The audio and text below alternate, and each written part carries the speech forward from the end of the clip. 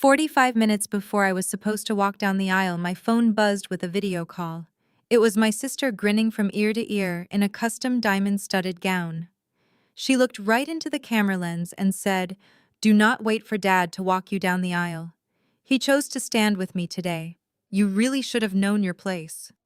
She expected me to break down crying and cancel my wedding in a fit of hysterical despair. She had no idea that her smug little phone call was about to trigger a federal asset freeze that would leave her entirely bankrupt before her own party even ended. My name is Kelsey, 33 years old, and for my entire life, I was the designated punching bag of my family. Before I continue this story, let me know where you are watching from in the comments below. Hit like and subscribe if you have ever had to deal with a toxic family that tried to ruin your happiest moments and severely underestimated your worth. Section 1. 800 words. The bridal suite of the downtown Plaza Hotel was perfectly quiet. The morning sunlight filtered through the sheer curtains, casting a warm glow over my white silk wedding dress. I was sitting in front of the vanity mirror, letting my makeup artist apply the final touches, while my fiance Ethan stood by the window adjusting his tuxedo cuffs. We were 45 minutes away from the ceremony. I felt a deep sense of peace believing that for once in my life, I was going to have a day that belonged entirely to me. That was when my phone rang. The caller ID flashed my sister's name, Brittany. She was 35 years old and possessed a lifelong obsession with being the center of the universe. Against my better judgment, I answered the video call. I assumed she was calling to say she would be running late to the church. Instead, the screen illuminated to show Brittany standing in a lavishly decorated ballroom. She was wearing an extravagant diamond-studded white gown that looked far more like a wedding dress than the one I was wearing. The background was filled with towering floral arrangements and crystal chandeliers. "I told you to change your date, Kelsey," she said, her voice dripping with venomous satisfaction. "You refused to listen, so I guess you get to learn the hard way." I stared at the screen, my heart pounding a slow and steady rhythm against my ribs.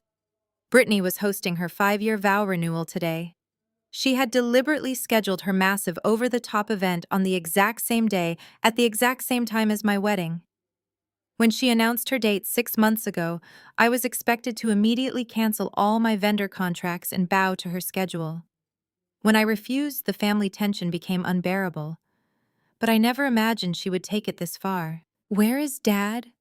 I asked, my voice completely devoid of emotion. Brittany laughed, a sharp and grating sound that echoed through the phone speaker. "Dad is right here with me where he belongs. He is going to walk me into the ballroom for my grand entrance. I told you not to wait for him. He chose to stand with me today. You should have known your place from the beginning. You honestly thought he would skip my spectacular vow renewal for your pathetic little ceremony." Ethan walked over to stand behind my chair.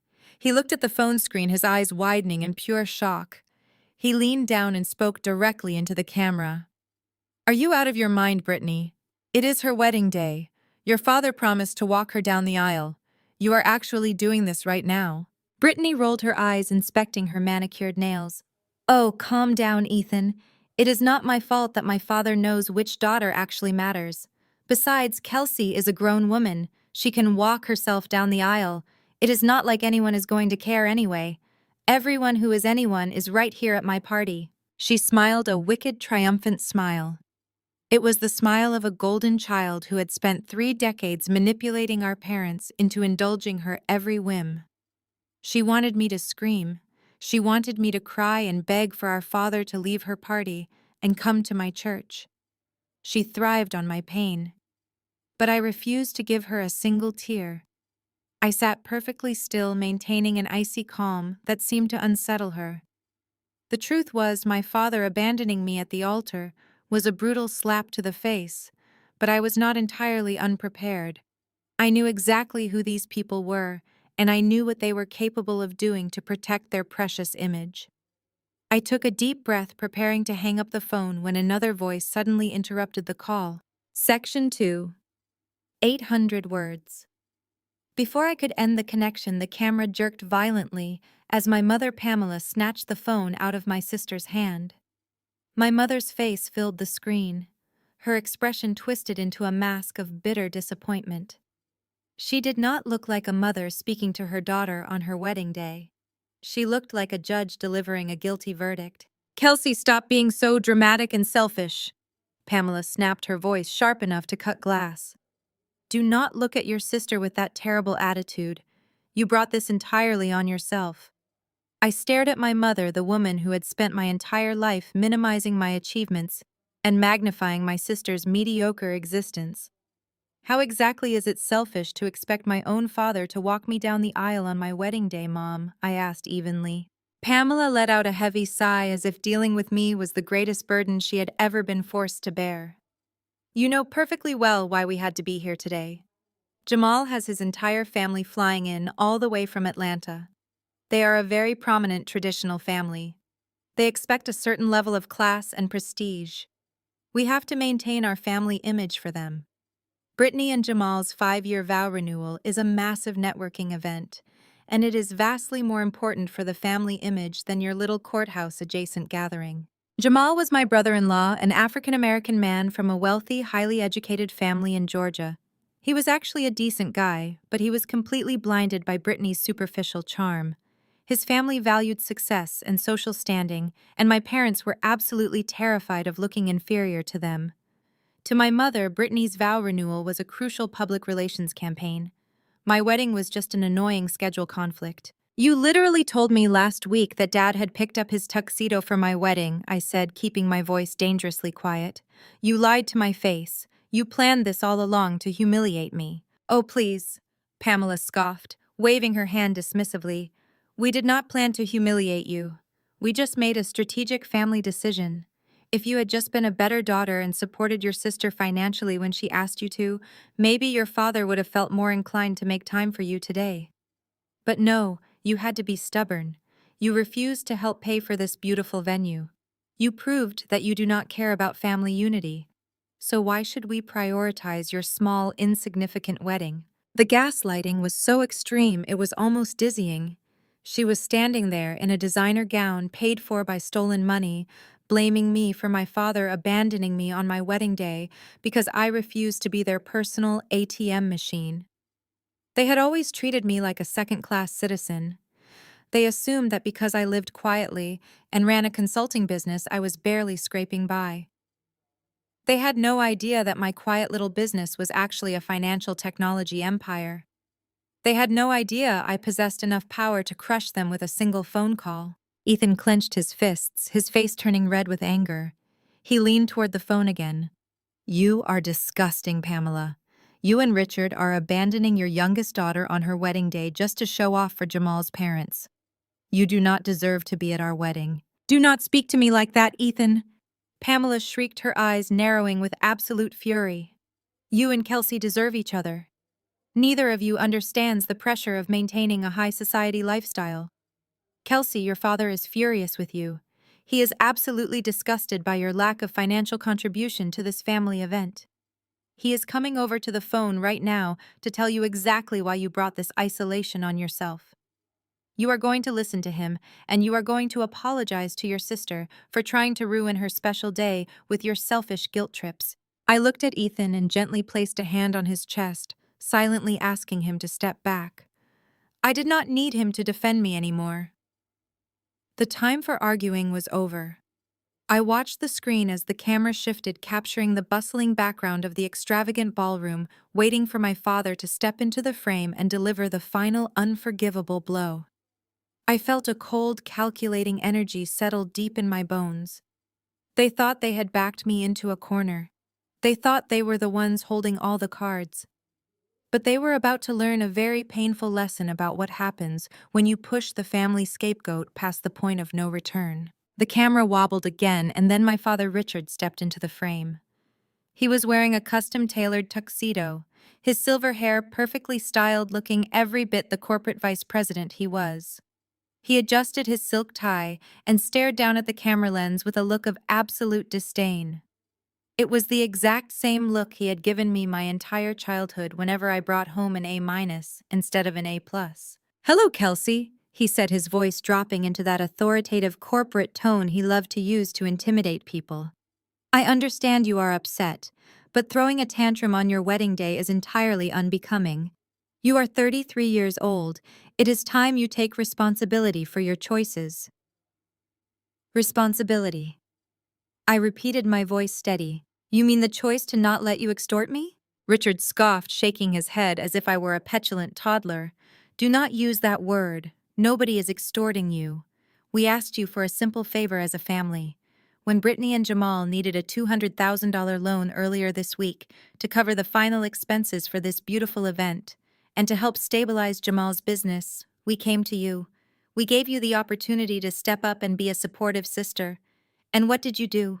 You slammed the door in our faces. I did not slam the door, I replied coldly. I told you that I am not funding a superficial vanity party just because Brittany maxed out her credit cards again. You are incredibly selfish, Richard snapped, his face reddening. Jamal is dealing with a temporary cash flow issue. That is what families do. We bridge the gap. We protect each other. But you have always been jealous of your sister. You have always resented her success. You run that little consulting business from your laptop, scraping by month to month, and you cannot stand the fact that Brittany is married to a man from a prominent family. So when they asked for a loan, you chose spite over loyalty. I felt Ethan tense up beside me again, but I reached back and squeezed his hand, keeping my eyes locked on the screen. The hypocrisy was astounding. My father was a man who worshipped corporate ladders, wealth, and social status. He spent his entire life trying to impress the senior board members at Apex Holdings, acting like he was one of the untouchable elites. Because I did not wear flashy designer labels to family dinners or constantly brag about my revenue, he assumed my business was just a little hobby. He thought I was practically penniless, yet he still had the audacity to demand I empty whatever tiny life savings he assumed I had to pay for Brittany's party. He was framing sheer financial extortion as a moral family obligation. So this is my punishment, I asked, leaning closer to the phone. You are abandoning me at the altar because I refused to buy your golden child another party. It is not a punishment, Kelsey, Richard said smoothly, instantly regaining his icy composure. It is a consequence. We have limited time today, and we have to prioritize the daughter who actually understands the meaning of family. Brittany needs me to walk her into this ballroom to show Jamal's parents that we are a united, prosperous front. If you want me to leave this venue and come to your church right now, all you have to do is wire the $200,000 to Jamal's account. Consider it your wedding gift to them. Do that, and I will get in the car. The sheer audacity of his demand hung in the air. He was holding his presence at my wedding hostage for $200,000. He really believed I was desperate enough for his fatherly validation that I would go into massive debt just to have him walk beside me for 60 seconds. He believed he held all the power. I looked at his smug face. I looked at the extravagant ballroom behind him, paid for with money I knew they did not actually have. I let a slow, cold smile spread across my face. "Keep your tuxedo on, Dad," I said softly. "You are going to need it to look presentable when the federal agents show up." "Excuse me." Richard frowned, clearly confused by my sudden shift in tone. "What are you talking about?" "Kelsey, if this is another one of your pathetic attempts to get attention, I am saying you made your choice." I interrupted, my voice dropping to a glacial whisper. "Enjoy the vow renewal. I hope the caviar is worth it." Before he could utter another word, I reached forward and tapped the red button, ending the call instantly. The room fell into a heavy, stunning silence. Ethan let out a long breath, stepping around my chair to look me in the eyes. "Are you okay?" he asked softly. I looked at my reflection in the mirror, adjusting the delicate lace veil over my shoulders. I was not just okay, I was ready for war. Ethan stood completely still for a moment, processing what had just happened. He looked at the blank screen of my phone, then back at me.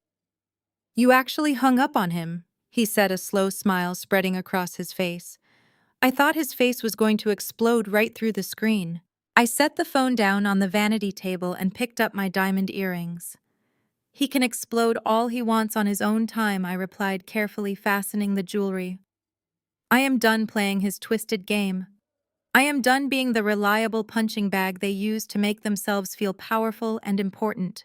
For years, my parents had conditioned me to believe that my worth was entirely tied to their approval.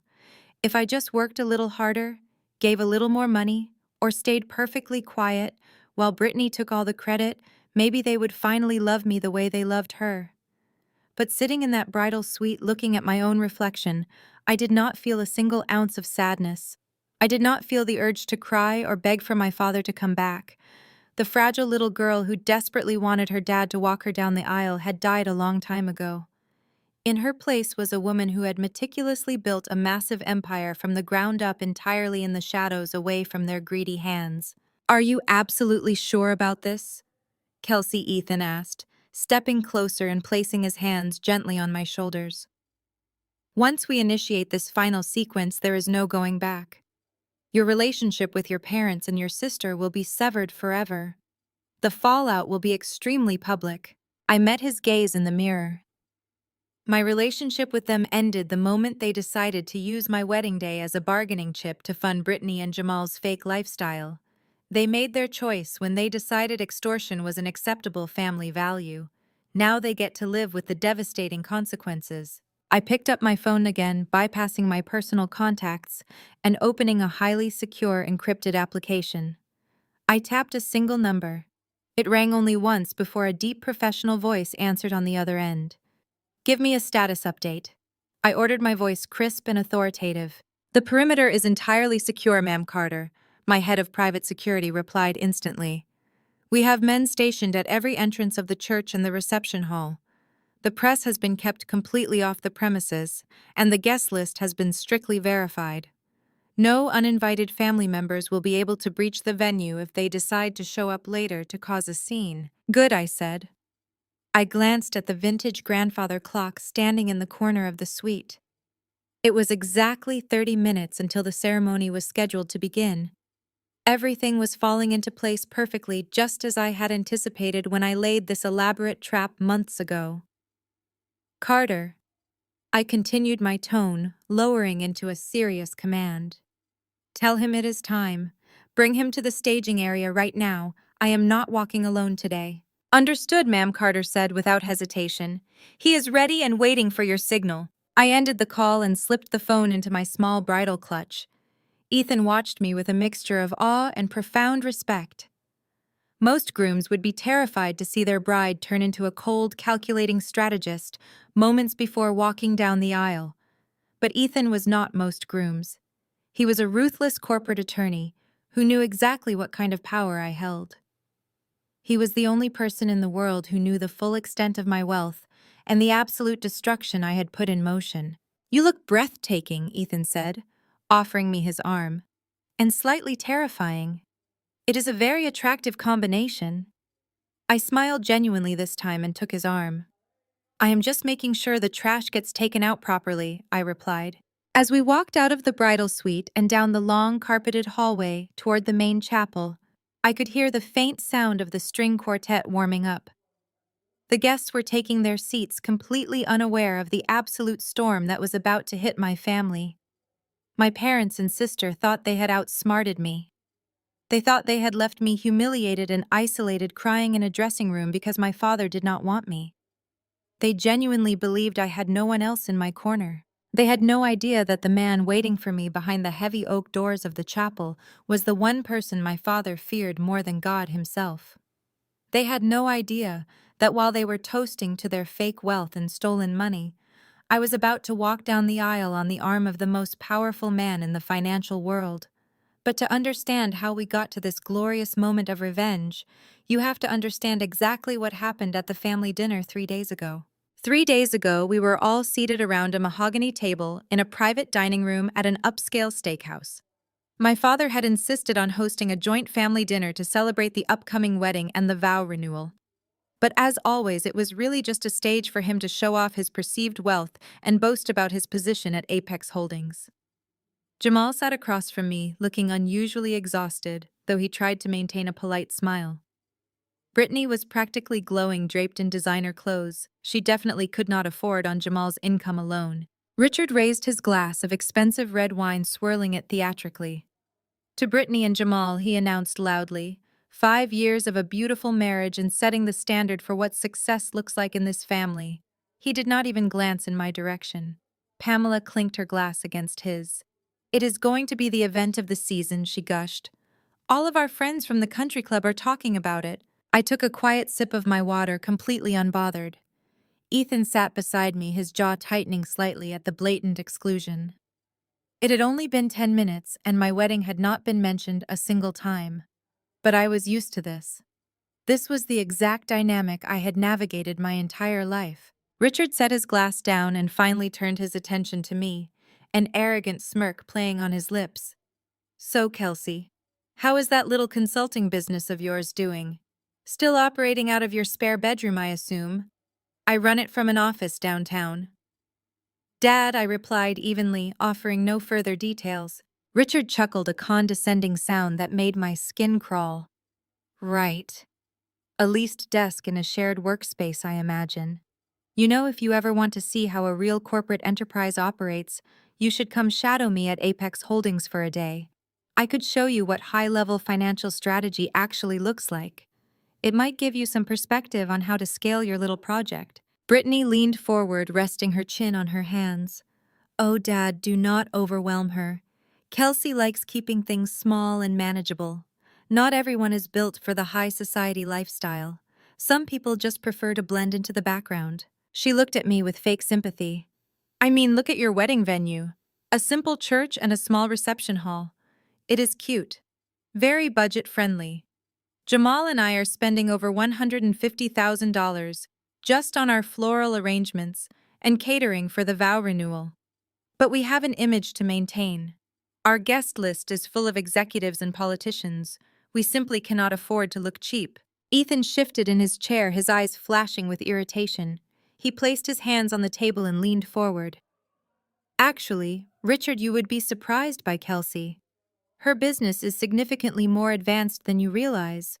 In fact, she is currently handling transactions that would make your board of directors at Apex look like amateurs. I immediately placed my hand on his thigh under the table and squeezed firmly. Ethan stopped talking, glancing at me. I gave him a subtle, almost imperceptible shake of my head. My eyes sent a clear message. Let them keep talking. Richard burst into a hearty, patronizing laugh. Oh, Ethan, it is very noble of you to defend your future wife. But let us be realistic here. Kelsey is a freelancer. There is no shame in it. It pays the bills.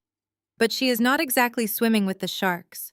She does not understand the pressure of managing real capital like I do, or like Jamal does. He gestured grandly to Jamal, who offered a tight, forced nod.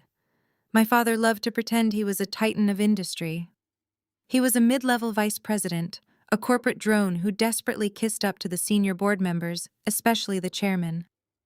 But at family dinners, he played the role of a billionaire. You need to take notes from your sister Kelsey. Pamela chimed in, slicing her steak delicately.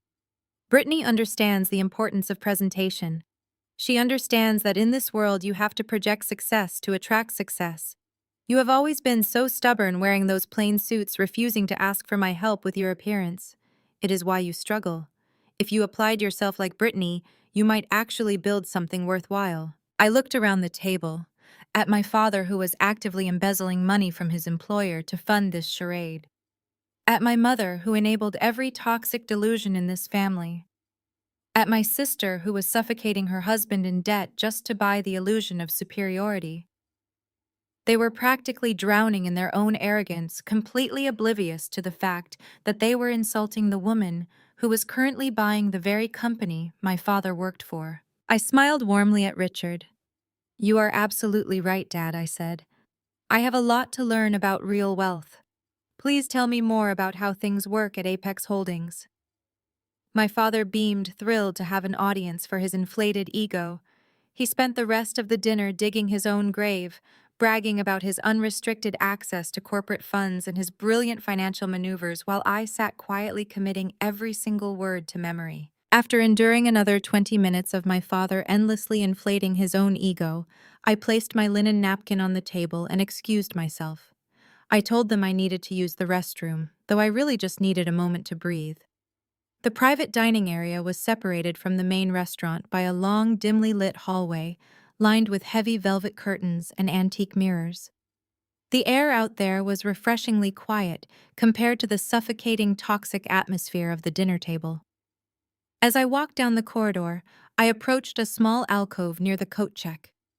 Suddenly, I heard the sharp, urgent hiss of my sister's voice, followed immediately by Jamal's desperate whisper.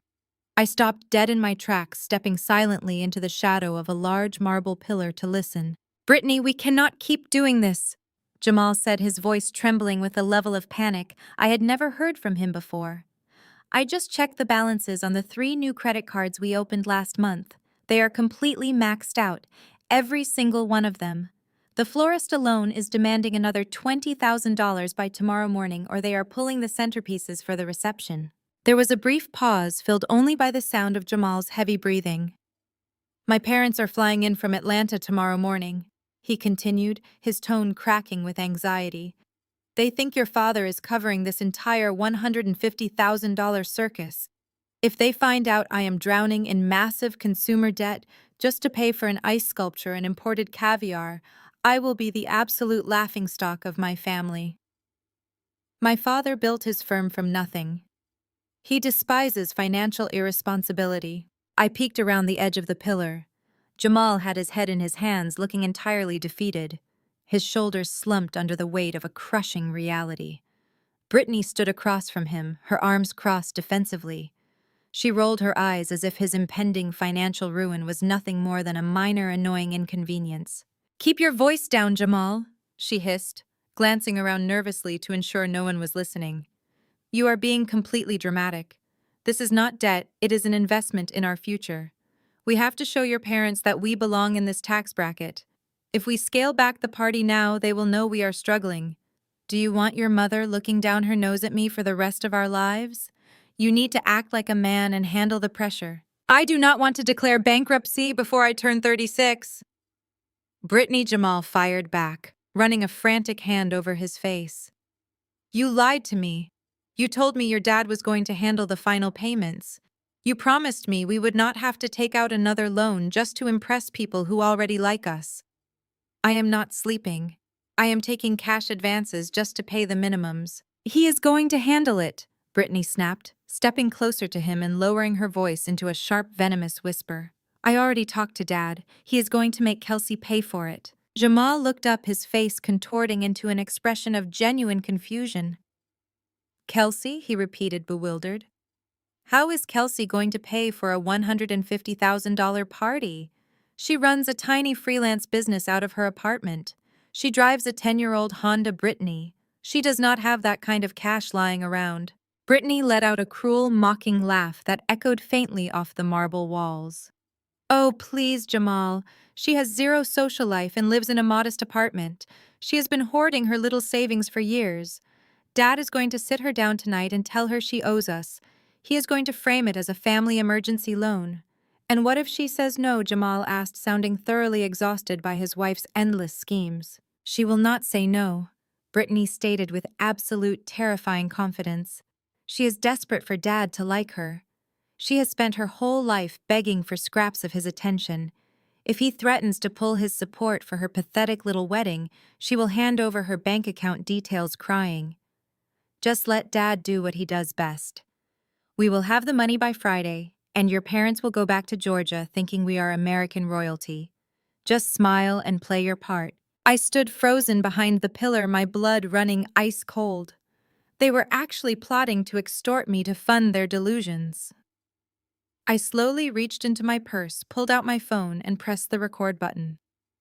The red light on my screen blinked steadily as I held the phone just past the edge of the marble pillar. I held my breath, making sure not a single rustle of my dress gave away my position. "You cannot be serious, Brittany," Jamal whispered, his voice laced with a mixture of guilt and sheer panic. "Extorting your own sister to save us from bankruptcy. Kelsey has done absolutely nothing to you. You want to steal her savings right before her own wedding." "Oh, stop acting like some tragic moral compass," Brittany hissed. "It is not stealing. It is reallocating family resources to where they are actually needed. Look at the pathetic, cheap little venue she booked for her reception. She does not know how to appreciate money." Meanwhile, we have an image to uphold. My parents understand that. Your parents expect that. My parents expect me to be a responsible man. Jamal shot back, his voice trembling. They do not expect me to fund a fake billionaire lifestyle on maxed-out credit cards and stolen money from my sister-in-law. Then you should have thought about that before you married into my family, Brittany snapped. You like the country club dinners. You like driving the luxury vehicle I leased. You do not get to enjoy the perks of this lifestyle and then cry about the bill. We are doing this my way. Jamal let out a heavy, ragged sigh, rubbing his temples. How exactly is your father going to force her to hand over that much cash? If she says no, we are completely ruined. She will not say no because she is weak, Brittany sneered. Dad knows exactly which buttons to push. He is going to pull her aside after dinner tonight. He will tell her that if she does not cough up the money, he will refuse to walk her down the aisle on Friday. Jamal sounded genuinely horrified. He would actually do that to his own daughter. He would abandon her at the altar just to pay for our party. He would do anything for me, Brittany stated proudly. Kelsey is just an embarrassment. She has spent her entire life chasing his approval like a stray dog. When he threatens to take away the one thing she wants most, that picture-perfect walk down the aisle, she will crack. She will transfer the funds by tomorrow morning. I guarantee it. The sheer level of psychological manipulation was staggering. She was a calculated predator weaponizing my childhood trauma to pay for her imported orchids and expensive champagne towers. And what if Ethan finds out? Jamal asked, grasping at straws. Ethan is a corporate lawyer. He is not going to just let you bully his future wife out of her life savings. Ethan is a glorified paper pusher. Brittany laughed dismissively. He is blinded by love, and even if he does get suspicious, what is he going to do? Sue his own father-in-law days before the wedding. Now dry your eyes and get back out to that dining room before your miserable attitude ruins my evening. I listened to the heavy thud of his footsteps walking back toward the private room. He had surrendered. He knew it was utterly despicable, but he was too weak to stand up to the monster he had married. I waited until the hallway was completely empty. Then I hit the stop button on my recording app. The audio file was crystal clear. It captured every threat, every confession of their crushing debt, and the premeditated plot to extort me using my own father. I saved the file to a secure cloud server and slipped the phone back into my purse. A cold, ruthless energy flooded my veins. Any lingering trace of familial guilt evaporated completely. They had just handed me the exact ammunition I needed to execute a flawless destruction of their fragile empire. Brittany thought she was a master manipulator playing a game of chess against a defenseless pawn. She had no idea she was actually playing Russian roulette, and she had just handed me a fully loaded weapon. I took a compact mirror from my clutch, checked my lipstick, and smoothed the front of my dress. I needed to return to the table and play my part perfectly. I had to let my father corner me. I had to let him deliver his cruel ultimatum, entirely unaware that the trap he thought he was setting for me was actually a steel cage closing rapidly around his own career. I took a deep, steadying breath, pushed the heavy velvet curtain aside, and walked confidently back toward the private dining room. I returned to the dining room just as the waiter was clearing the main courses. Ethan glanced at me, his eyes searching my face for any sign of distress. I gave him a subtle, reassuring smile as I sat down. Jamal walked in a few moments later, his face pale and his hands slightly trembling as he took his seat next to Brittany. She did not even look at him, too busy admiring her own reflection in her phone camera. The rest of the dinner proceeded with forced politeness, my parents dominating the conversation, with endless chatter about the country club and upcoming vacations. As the waiter brought out dessert, Richard suddenly wiped his mouth with his napkin and turned to me. "Kelsey," he said, his tone shifting into something far more serious and demanding. "Come with me for a moment. We need to discuss something important before the evening is over." He stood up and gestured toward the far end of the room near a large window overlooking the city skyline. I stood up slowly, feeling Ethan's protective gaze follow me. I walked over to where my father was waiting. He looked me up and down, a familiar expression of disappointment settling over his features. He reached into the inner pocket of his suit jacket and pulled out a folded piece of thick, cream-colored paper. He handed it to me without a word. I opened it. It was a finalized invoice from the Grand Plaza Hotel. The total amount due was exactly $150,000 payable by Friday morning. The itemized list included everything from imported white roses to an absurdly expensive champagne tower. I looked up at him, keeping my expression entirely neutral. "What is this, Dad?" "It is the final bill for your sister's vow renewal," Richard said bluntly, keeping his voice low so the rest of the table could not hear. "Jamal has hit a minor cash flow issue with his business. It is nothing serious, just a temporary lack of liquidity. But his family is flying in from Atlanta tomorrow, and they expect everything to be perfect. We cannot have them thinking Jamal is struggling, or worse, that our family cannot support them." I stared at the invoice, then back at him. "And why exactly are you handing this to me?" "Because you are going to pay it," Richard said, as if he were simply asking me to pass the salt. "I know you have been saving money for years, Kelsey. You live a very frugal lifestyle. You do not travel, you do not buy expensive clothes. You must have a decent amount saved up from that little business of yours. It is time for you to step up and do your part for this family." I let out a short, incredulous laugh. "You want me to pay $150,000 for Brittany's party? Are you out of your mind?" "Keep your voice down," Richard hissed, glancing nervously back at the table. "It is not just a party, Kelsey. It is about Jamal's family honor.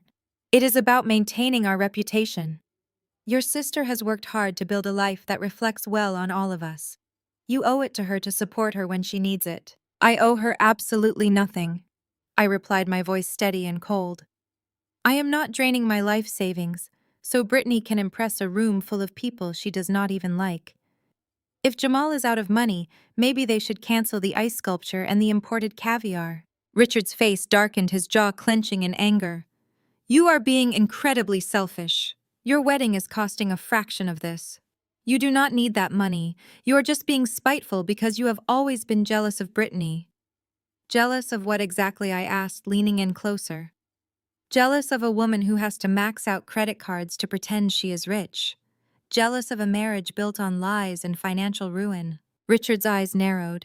He stepped closer, trying to use his physical presence to intimidate me, a tactic he had used since I was a child. "You listen to me very carefully, Kelsey. You are going to transfer those funds by tomorrow morning. This is not a request. It is your duty as a member of this family. We have given you everything. We put a roof over your head, we fed you, we raised you.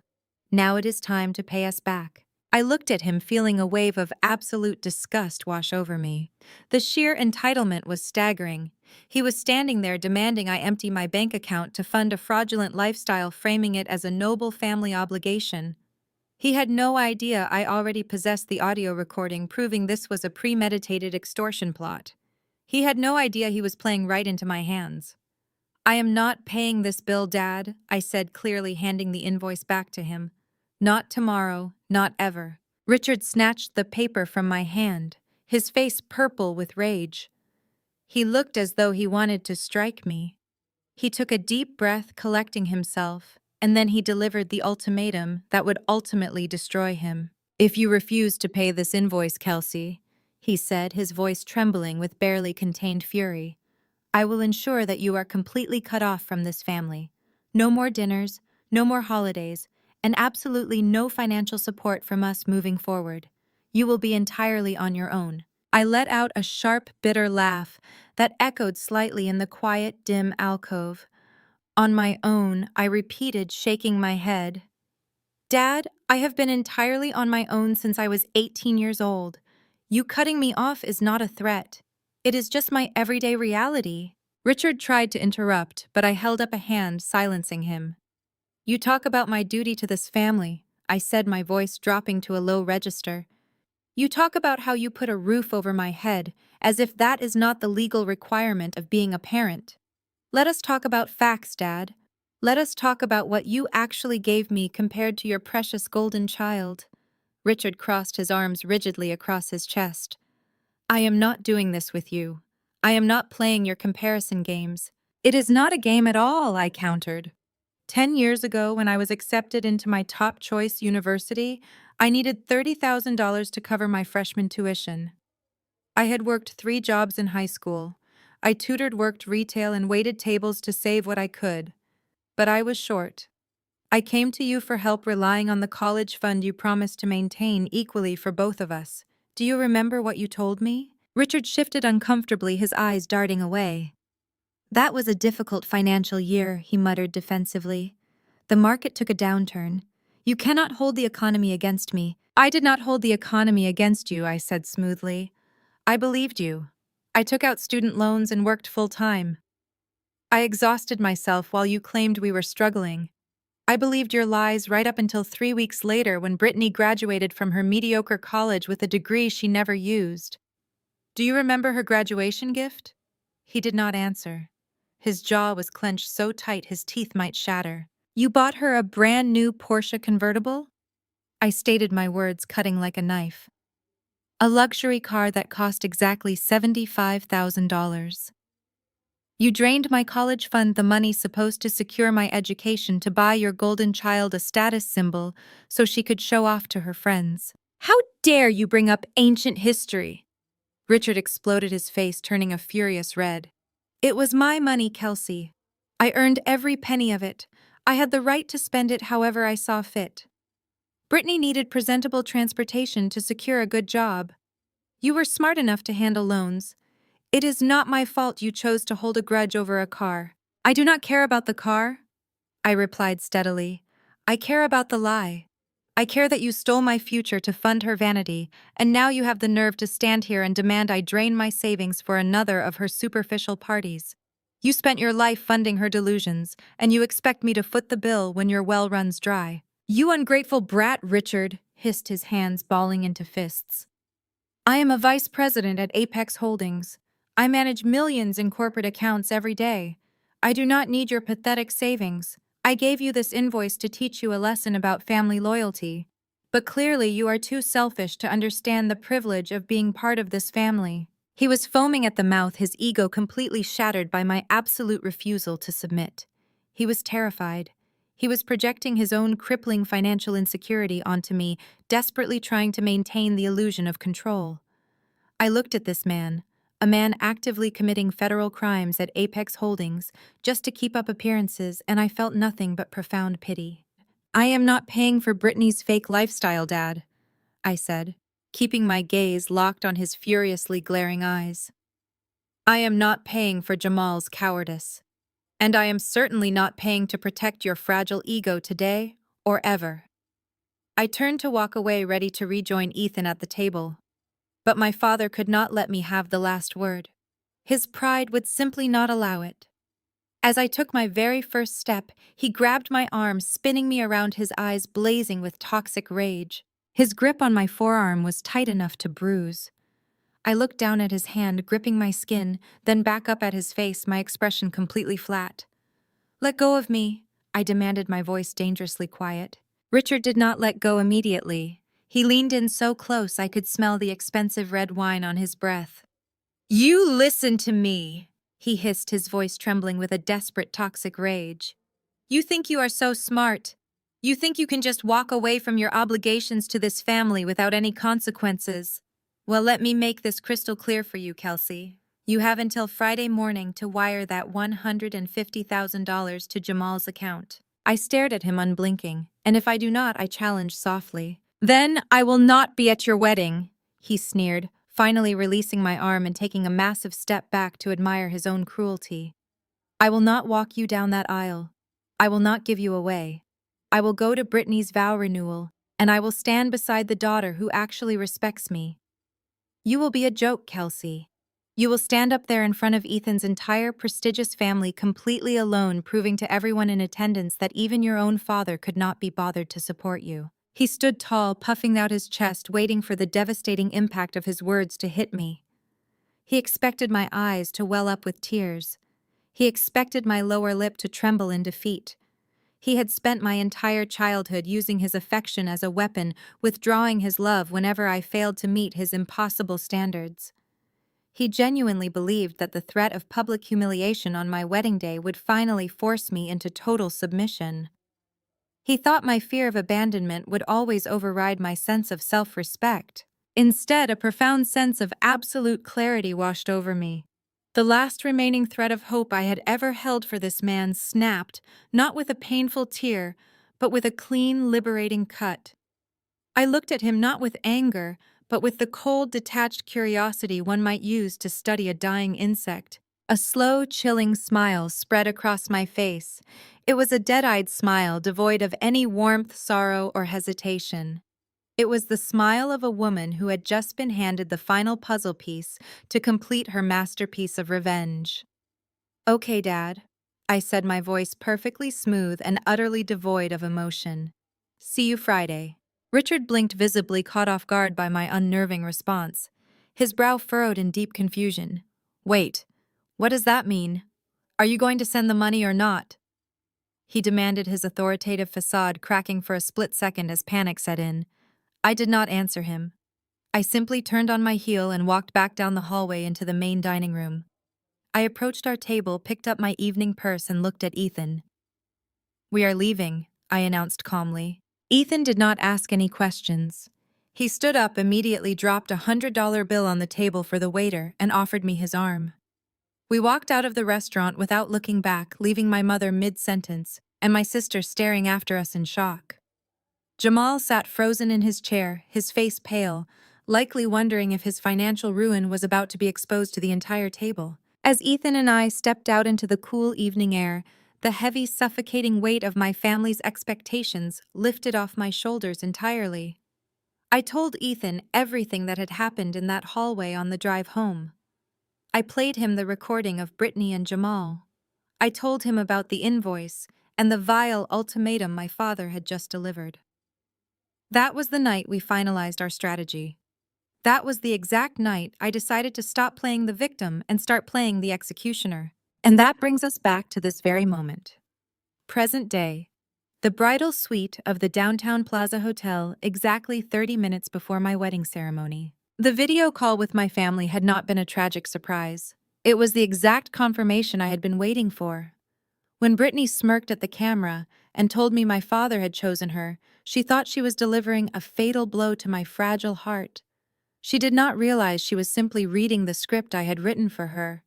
When my mother blamed me for ruining the family image, and when my father demanded the money one last time, they were just driving the final nails into their own coffins.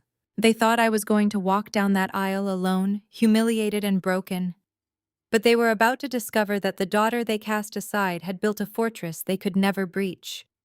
I looked at Ethan as we stood in the long corridor outside the chapel.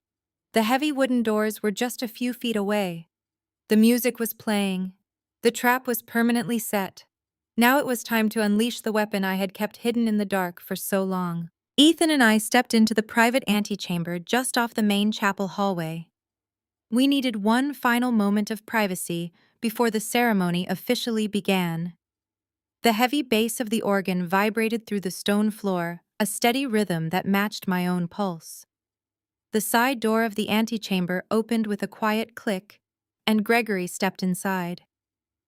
Gregory was a man who rarely smiled, carrying himself with the precise, calculated demeanor required of a top-tier financial executive. In his right hand, he held a sleek titanium briefcase, sealed with a bright red confidential stamp across the electronic lock. Gregory was not just a wedding guest, he was the chief financial officer of my company. And by my company, I did not mean the imaginary freelance consulting gig my family loved to relentlessly mock. For the past 7 years, while my parents and sister were busy parading around country clubs and drowning themselves in high-interest debt to maintain their ridiculous social facade, I was working 100-hour weeks. I had built Valiant Tech from a tiny startup into a financial technology giant that handled secure payment processing for half the major banks on the East Coast. My family was so completely blinded by their own narcissistic superiority that they never bothered to look past the surface. They saw my modest apartment and my older car and assumed I was a failure. They never realized that I poured every single cent of my revenue back into my company. They certainly had no idea that Valiant Tech was recently valued at $400 million. "Good evening, Kelsey," Gregory said, his voice hushed but ringing with electric anticipation. He walked over to a small mahogany table in the center of the room and placed the briefcase down. He quickly punched a code into the keypad. The latches popped open with a sharp, satisfying snap. He reached inside and pulled out a thick stack of legal documents bound in dark leather folders. Everything is fully executed. The ink is dry and the final wire transfers have cleared the Federal Reserve. I stepped forward, gently resting my hands on the smooth leather of the top folder. The sheer weight of what those documents represented sent a thrill of absolute power straight down my spine. My family had spent my entire life trying to make me feel small. My father strutted around his mid-level executive job like he was the king of Wall Street, demanding respect and financial tribute from a daughter he deemed worthless. He used his mediocre paycheck as a weapon to control everyone around him. He did not know that his net worth was less than what my company generated in a single business quarter. The power imbalance was not just flipped, it was completely obliterated. "Have our legal teams locked down the final provisions?" I asked, tracing the edge of the paper. "I need to be absolutely certain there are no loopholes they can exploit once the hammer drops." Gregory nodded, adjusting his glasses.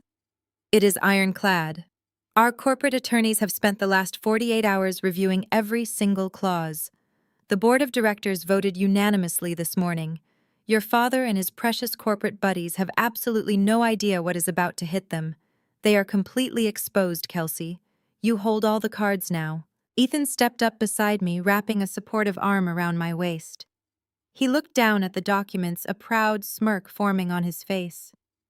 "Your father really thought he was a mastermind when he threatened to boycott this wedding over a measly $150,000 catering bill. It is almost tragic how little he understands the actual financial landscape he operates in." "It is not tragic, Ethan," I replied, picking up the top document and scanning the bold legal print. "It is exactly what he deserves. He built his entire identity on the illusion of superiority. He believed that money gave him the right to be a monster. He thought he could buy my sister's love and demand my submission. Today he learns that there is always someone bigger, smarter, and significantly more ruthless in the room." Gregory handed me a sleek silver pen. "Just one final signature required here to authorize the immediate release of the internal audit," he said, pointing to a highlighted line at the bottom of the page. "Once you sign this, the automated systems will flag the discrepancies at his firm, and the federal authorities will be instantly notified." I took the pen, the cool metal grounding me in the reality of this glorious moment. My father wanted to play a high-stakes game of financial extortion. I was about to show him what a real hostile takeover looked like. I pressed the pen to the paper and signed my name on the dotted line. The stroke of ink was fluid and decisive. I slid the document back across the mahogany table to Gregory. He inspected the signature, closed the leather folder, and placed it securely back into the titanium briefcase. "It is officially done," Gregory announced, a rare smile breaking his usually stoic expression. "As of this exact second, Valiant Tech is the majority shareholder of Apex Holdings. We control 51% of the voting rights. You just executed one of the quietest and most aggressive hostile takeovers in the history of the East Coast financial sector. The board of directors now reports directly to you." I let those words sink into the quiet atmosphere of the bridal suite. For my entire life, Apex Holdings was treated like a sacred temple in our household. My father worshipped that company. He plastered his home office with their branded plaques, hoarded their corporate merchandise, and constantly name-dropped senior executives at dinner parties to make himself seem like a titan of industry. He was a mid-level vice president. He was an easily replaceable cog in a massive corporate machine, but he acted as though he personally built the firm from the ground up. He used his position at Apex to belittle my career at every possible opportunity, calling my tech empire a cute little freelance project. Now I owned the very ground he walked on. I owned the desk he sat at. I owned his pension, his salary, and his entire professional future. "How did the final negotiations go with the existing shareholders?" Ethan asked, stepping closer to review a secondary summary file Gregory had left on the table. Gregory adjusted his glasses, his eyes gleaming with professional satisfaction. "It was a bloodbath, but a completely silent one. We leveraged our capital aggressively through 3 anonymous shell corporations to avoid raising any red flags with Richard or his immediate colleagues in the executive suite. Apex Holdings has actually been bleeding capital and struggling with outdated payment processing systems for the last 3 quarters. When Valiant Tech swooped in and offered to absorb them, integrating our proprietary software to save them from bankruptcy, the senior board members practically begged us to finalize the buyout. They were desperate for a lifeline, and they had no idea they were selling the company to the daughter of their loudest vice president. I had planned this acquisition meticulously for the past 8 months. It was not just a strategic business decision to expand my company's market share, although the financial projections were undeniably lucrative. It was a calculated surgical strike against the man who had spent 30 years tearing me down. Richard thought he could bully me because he firmly believed he held the ultimate high ground. He believed corporate power and money were the only metrics of human value. So I decided to speak to him in his native tongue. I did not just beat him at his own game, I bought the entire board the game was played on. Ethan chuckled softly, shaking his head in sheer disbelief as he read over the acquisition summary. Your father is going to walk into work on Monday morning expecting to terrorize his interns and brag about Brittany's vow renewal, only to find out his youngest daughter is the supreme authority of his entire corporate structure. He is going to have to call you boss. The look on his face is going to be absolutely priceless. Actually, I corrected Ethan, my voice completely devoid of mercy. He is not going to make it to Monday morning. He is not even going to make it through the weekend. I turned my attention back to Gregory. During the initial phases of the hostile takeover, when my accounting teams were running the mandatory forensic audits to evaluate the financial health of Apex Holdings, they stumbled across a series of highly irregular transactions. My father had been managing a specific portfolio of shadow accounts, and he thought he was clever enough to bury his tracks in the quarterly reports. Gregory nodded slowly, his expression turning deadly serious. He reached into the secondary compartment of his briefcase and pulled out a bright red folder. It was significantly thinner than the heavy acquisition documents, but far more dangerous. He placed it carefully on the mahogany table right in front of me. The hostile takeover gives you the power to fire him and ruin his professional reputation, Gregory said, his voice dropping to a serious whisper. But what our internal auditors found hidden in these expense reports gives you the power to send him straight to federal prison. I slowly opened the bright red folder Gregory had placed on the mahogany table. Inside were dozens of printed bank statements, wire transfer logs, and internal corporate invoices stamped with the Apex Holdings logo.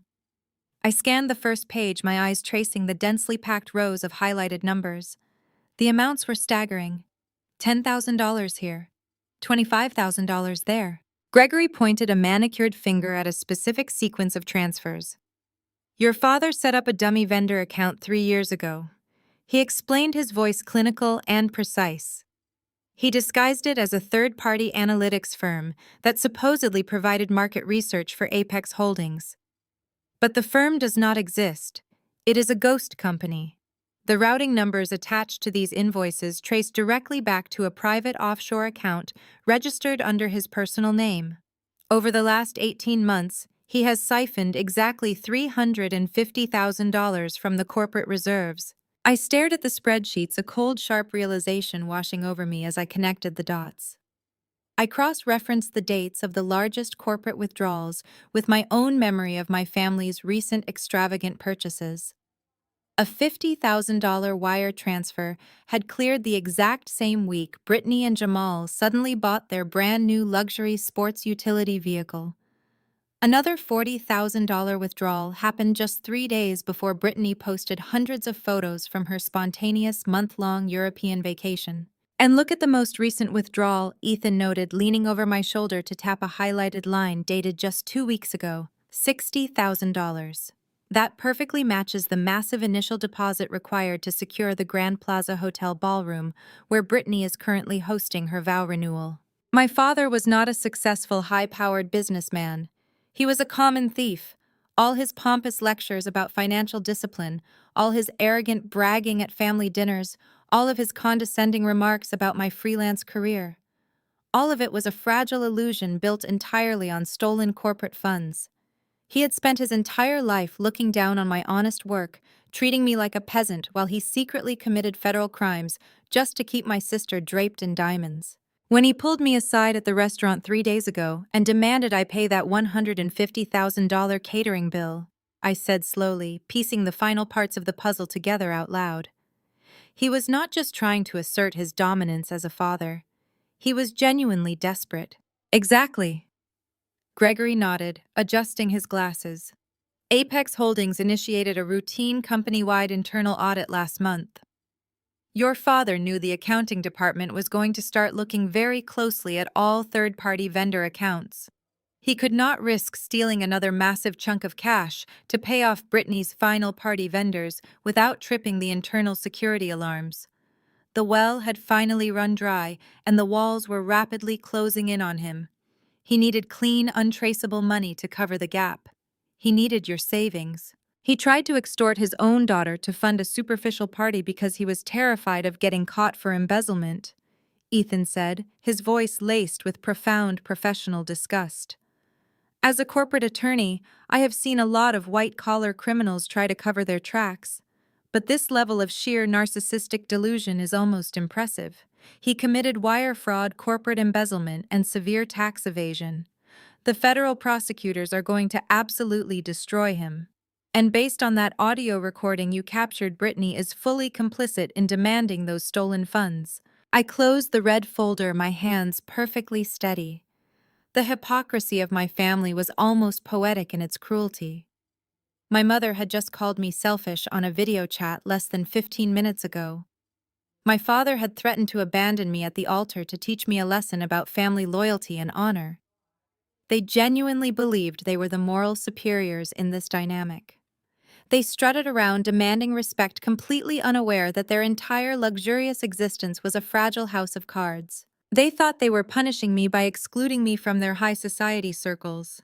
In reality, they were just handing me the exact financial records I needed to dismantle their lives permanently. My father built his entire ego on his prestigious career. Finding out that I now owned that company was going to break his pride. But finding out that I had handed his fraudulent files over to the authorities was going to take his freedom. Ethan reached into the inner pocket of his tuxedo jacket and pulled out his secure, encrypted phone. The screen was flashing with a priority notification. He tapped the screen, his eyes scanning a lengthy text message from his senior partner at the law firm. As a high-powered corporate attorney, Ethan had extensive contacts within the federal regulatory agencies. He had been quietly coordinating with them for the past 48 hours, acting as the anonymous legal proxy for Valiant Tech. He looked up from the screen, his expression a mix of professional awe and profound satisfaction. "It is confirmed," he said, his voice echoing slightly in the quiet antechamber. "The Securities and Exchange Commission has officially reviewed the audit files we submitted. They escalated the matter directly to the Federal Bureau of Investigation early this morning. A federal judge just signed the emergency orders 10 minutes ago." I leaned against the edge of the mahogany table, crossing my arms. "Tell me exactly what the judge signed, Ethan. I want to know every single detail." Ethan stepped closer, reading directly from the secure message. "The judge authorized immediate arrest warrants for your father on charges of corporate embezzlement, wire fraud, and tax evasion. Because he transferred the stolen funds across state lines to pay vendors in Georgia and New York, it triggered federal jurisdiction. This is no longer a civil dispute or a simple corporate firing. It is a full-scale federal criminal investigation. The FBI has officially classified him as a high flight risk, given his access to offshore routing numbers." Gregory nodded, closing his titanium briefcase with a sharp click. "When you steal over $250,000 from a major financial institution, you do not just get a slap on the wrist. You get a morning raid." "And what about the money?" I asked, my voice completely steady. "My father and my sister have been spending that stolen cash recklessly for months. Are their accounts secure?" "That is the best part." Ethan smiled, a sharp, predatory grin that reminded me exactly why I fell in love with him. The judge signed a blanket asset freeze under the Racketeer Influenced and Corrupt Organizations Act. The federal agents are not just freezing your father's primary bank accounts. They have authorized a complete lockdown on every single line of credit checking account and investment portfolio tied to his social security number. And because Brittany and Jamal received those stolen funds directly into their joint accounts to pay for their massive vow renewal, their assets are frozen as well. I let out a slow, deeply satisfying breath. The transition from toxic family drama to criminal justice was officially complete. For decades, my parents had operated under the delusion that they were entirely untouchable. They believed that as long as they projected an image of wealth and superiority, the rules of normal society did not apply to them. My mother used emotional abuse to keep everyone in line. My sister used manipulation to drain resources from anyone foolish enough to trust her. And my father used intimidation to mask his own staggering incompetence. They thought they were playing a game of family politics where the worst possible consequence was a heated argument at a holiday dinner. They never comprehended that their arrogance had crossed the line into felony territory. So right now, I clarified looking between Ethan and Gregory, my family is standing in a luxury ballroom surrounded by hundreds of prominent guests, completely unaware that they are entirely bankrupt. They do not have a single cent to their names, Ethan confirmed, slipping his phone back into his pocket. Every credit card in their wallets is currently a useless piece of plastic. The federal freeze is fully integrated into the banking network. The moment any of those vendors try to run a final authorization charge for the catering, the flowers, or that ridiculous champagne tower, the system will instantly flag the accounts as seized by the federal government. It was the ultimate inescapable trap. If I had simply confronted my father about the embezzlement at a family meeting, he would have denied it. He would have gaslighted me, destroyed the evidence, and somehow blamed me for being suspicious. By bypassing the family dynamic entirely and handing the evidence straight to the federal authorities, I stripped him of all his manipulative power. You cannot gaslight the FBI. You cannot scream and bully a federal judge into dropping the charges. I looked at myself in the full-length mirror standing in the corner of the room. The white silk of my dress gleamed under the soft lighting. I did not look like a victim. I did not look like the pathetic, abandoned daughter my family desperately wanted me to be. I looked like the architect of their total destruction. Ethan walked up behind me, resting his hands gently on my shoulders. Meeting my eyes in the reflection, he kissed the side of my head. "The authorities are moving into position," he whispered. "The warrants are active. We just have to give the signal." I turned away from the mirror and looked at the vintage grandfather clock. The heavy brass hands were inching closer to the top of the hour. The time for hiding in the shadows was officially over. It was time to walk into the light. Ethan checked the dial on his watch, the polished silver catching the light of the chandelier. "The federal freeze hits their accounts at exactly 7 o'clock tonight," he said, his voice dropping, slightly laced with anticipation. The exact moment they stand in front of their guests and exchange their fake vows, the digital trap snaps shut. I stood up slowly, smoothing the front of my silk gown, ensuring every fold fell perfectly into place. I turned toward the mirror one last time and delicately adjusted the edge of my lace veil. "Good," I said, my voice ringing with absolute certainty. "Let us go get married." Gregory stepped forward, giving me a respectful nod. "I will head out to the main sanctuary and take my seat with the other executives. Everything is in motion, Kelsey. Enjoy your walk down the aisle." He slipped out the side door, leaving Ethan and me alone for our final moments. Ethan took both of my hands in his thumbs gently brushing against my knuckles. "Are you ready for this?" he asked, his eyes searching mine. "The moment those doors open, the old version of your life is gone forever. You are declaring war on your own blood." "I am not declaring war, Ethan," I replied softly, offering him a genuine peaceful smile. "I am ending one. They fired the first shots decades ago. I am just making sure they never have the ammunition to hurt anyone ever again." Ethan kissed my forehead, a silent promise of his unwavering support. "I love you," he whispered. "See you at the altar." He exited through the front doors of the antechamber, making his way down the long hallway toward the front of the church to take his place next to the priest. I was left entirely alone in the quiet room. The heavy silence was suddenly broken by a sharp knock on the thick wooden door leading out to the staging area. It was time. I picked up my bouquet of white orchids and walked toward the exit. I pushed the door open, stepping out into the expansive, softly lit vestibule of the church. The air was cool, smelling faintly of old wood and fresh lilies.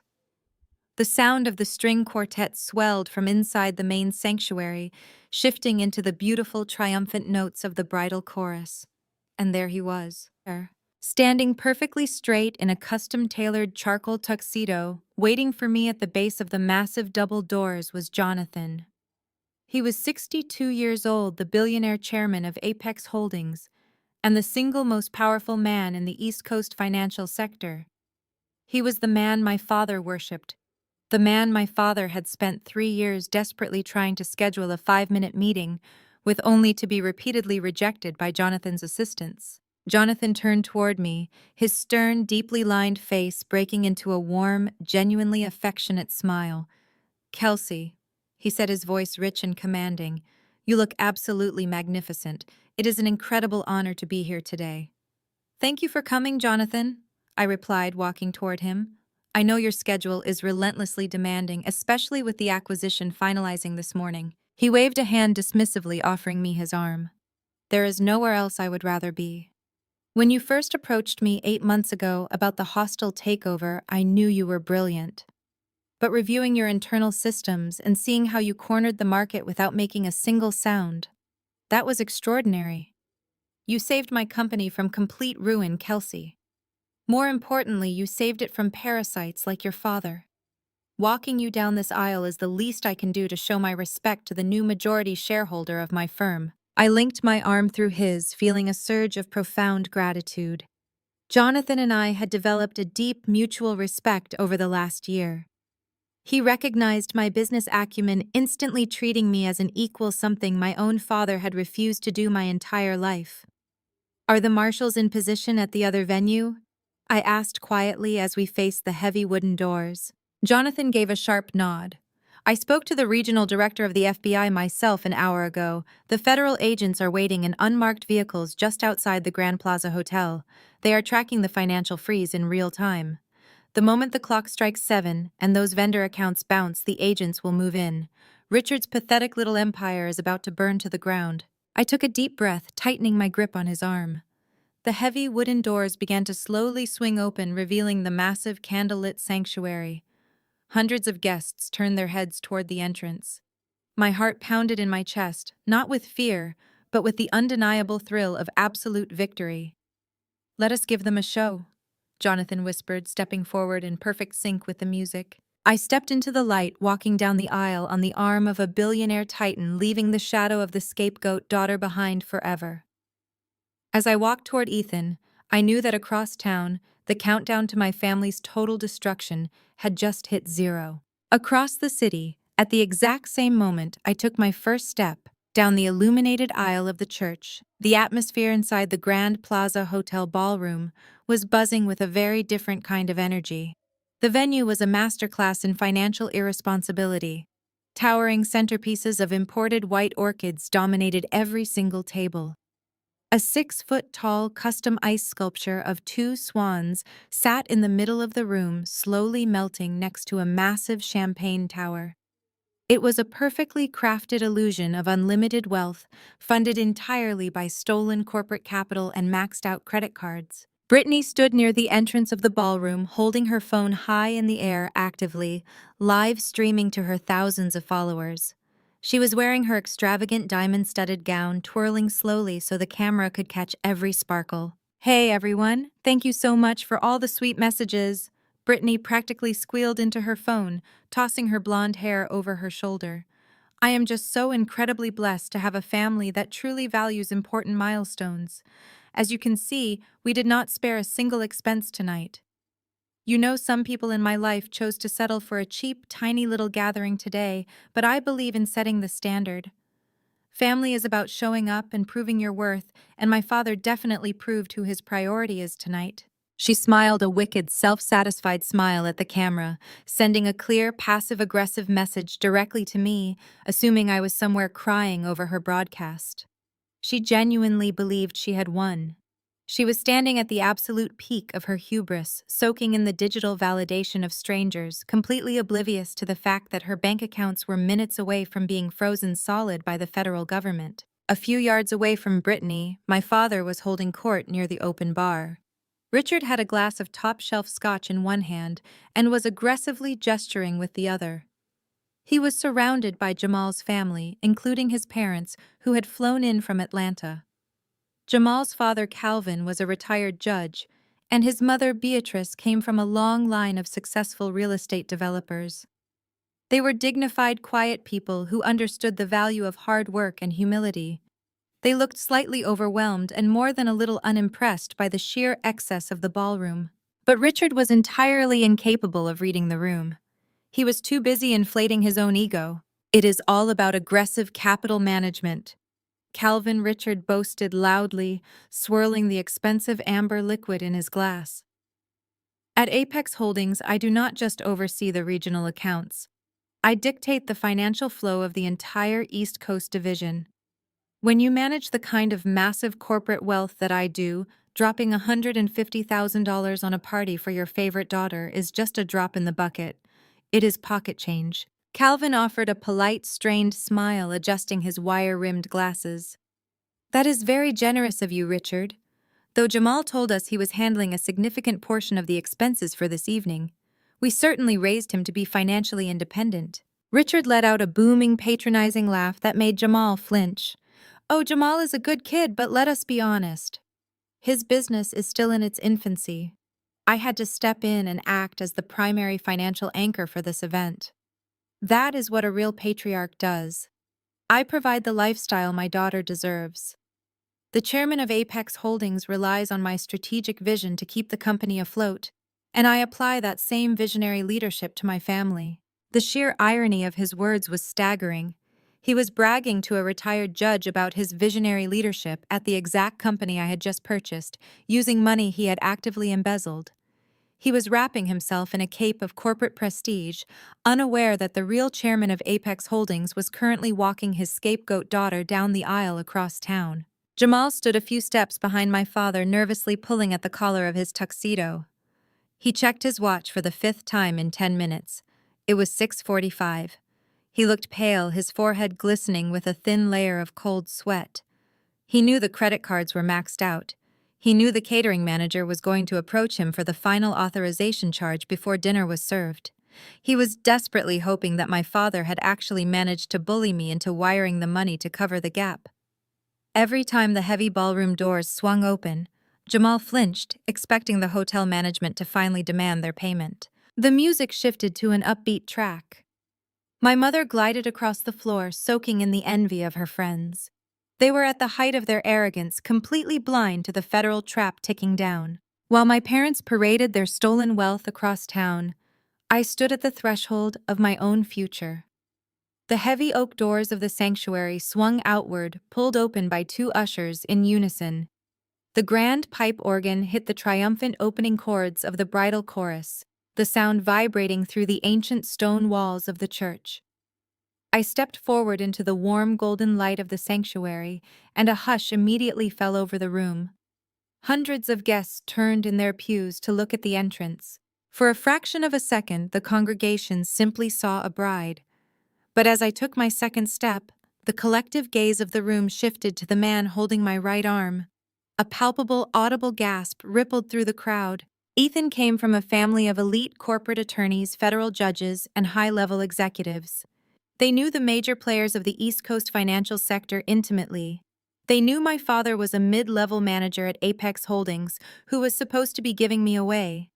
Instead, they saw Jonathan, the 62-year-old billionaire chairman, a man who rarely attended public galas, let alone small weddings for the daughters of his lower-tier employees.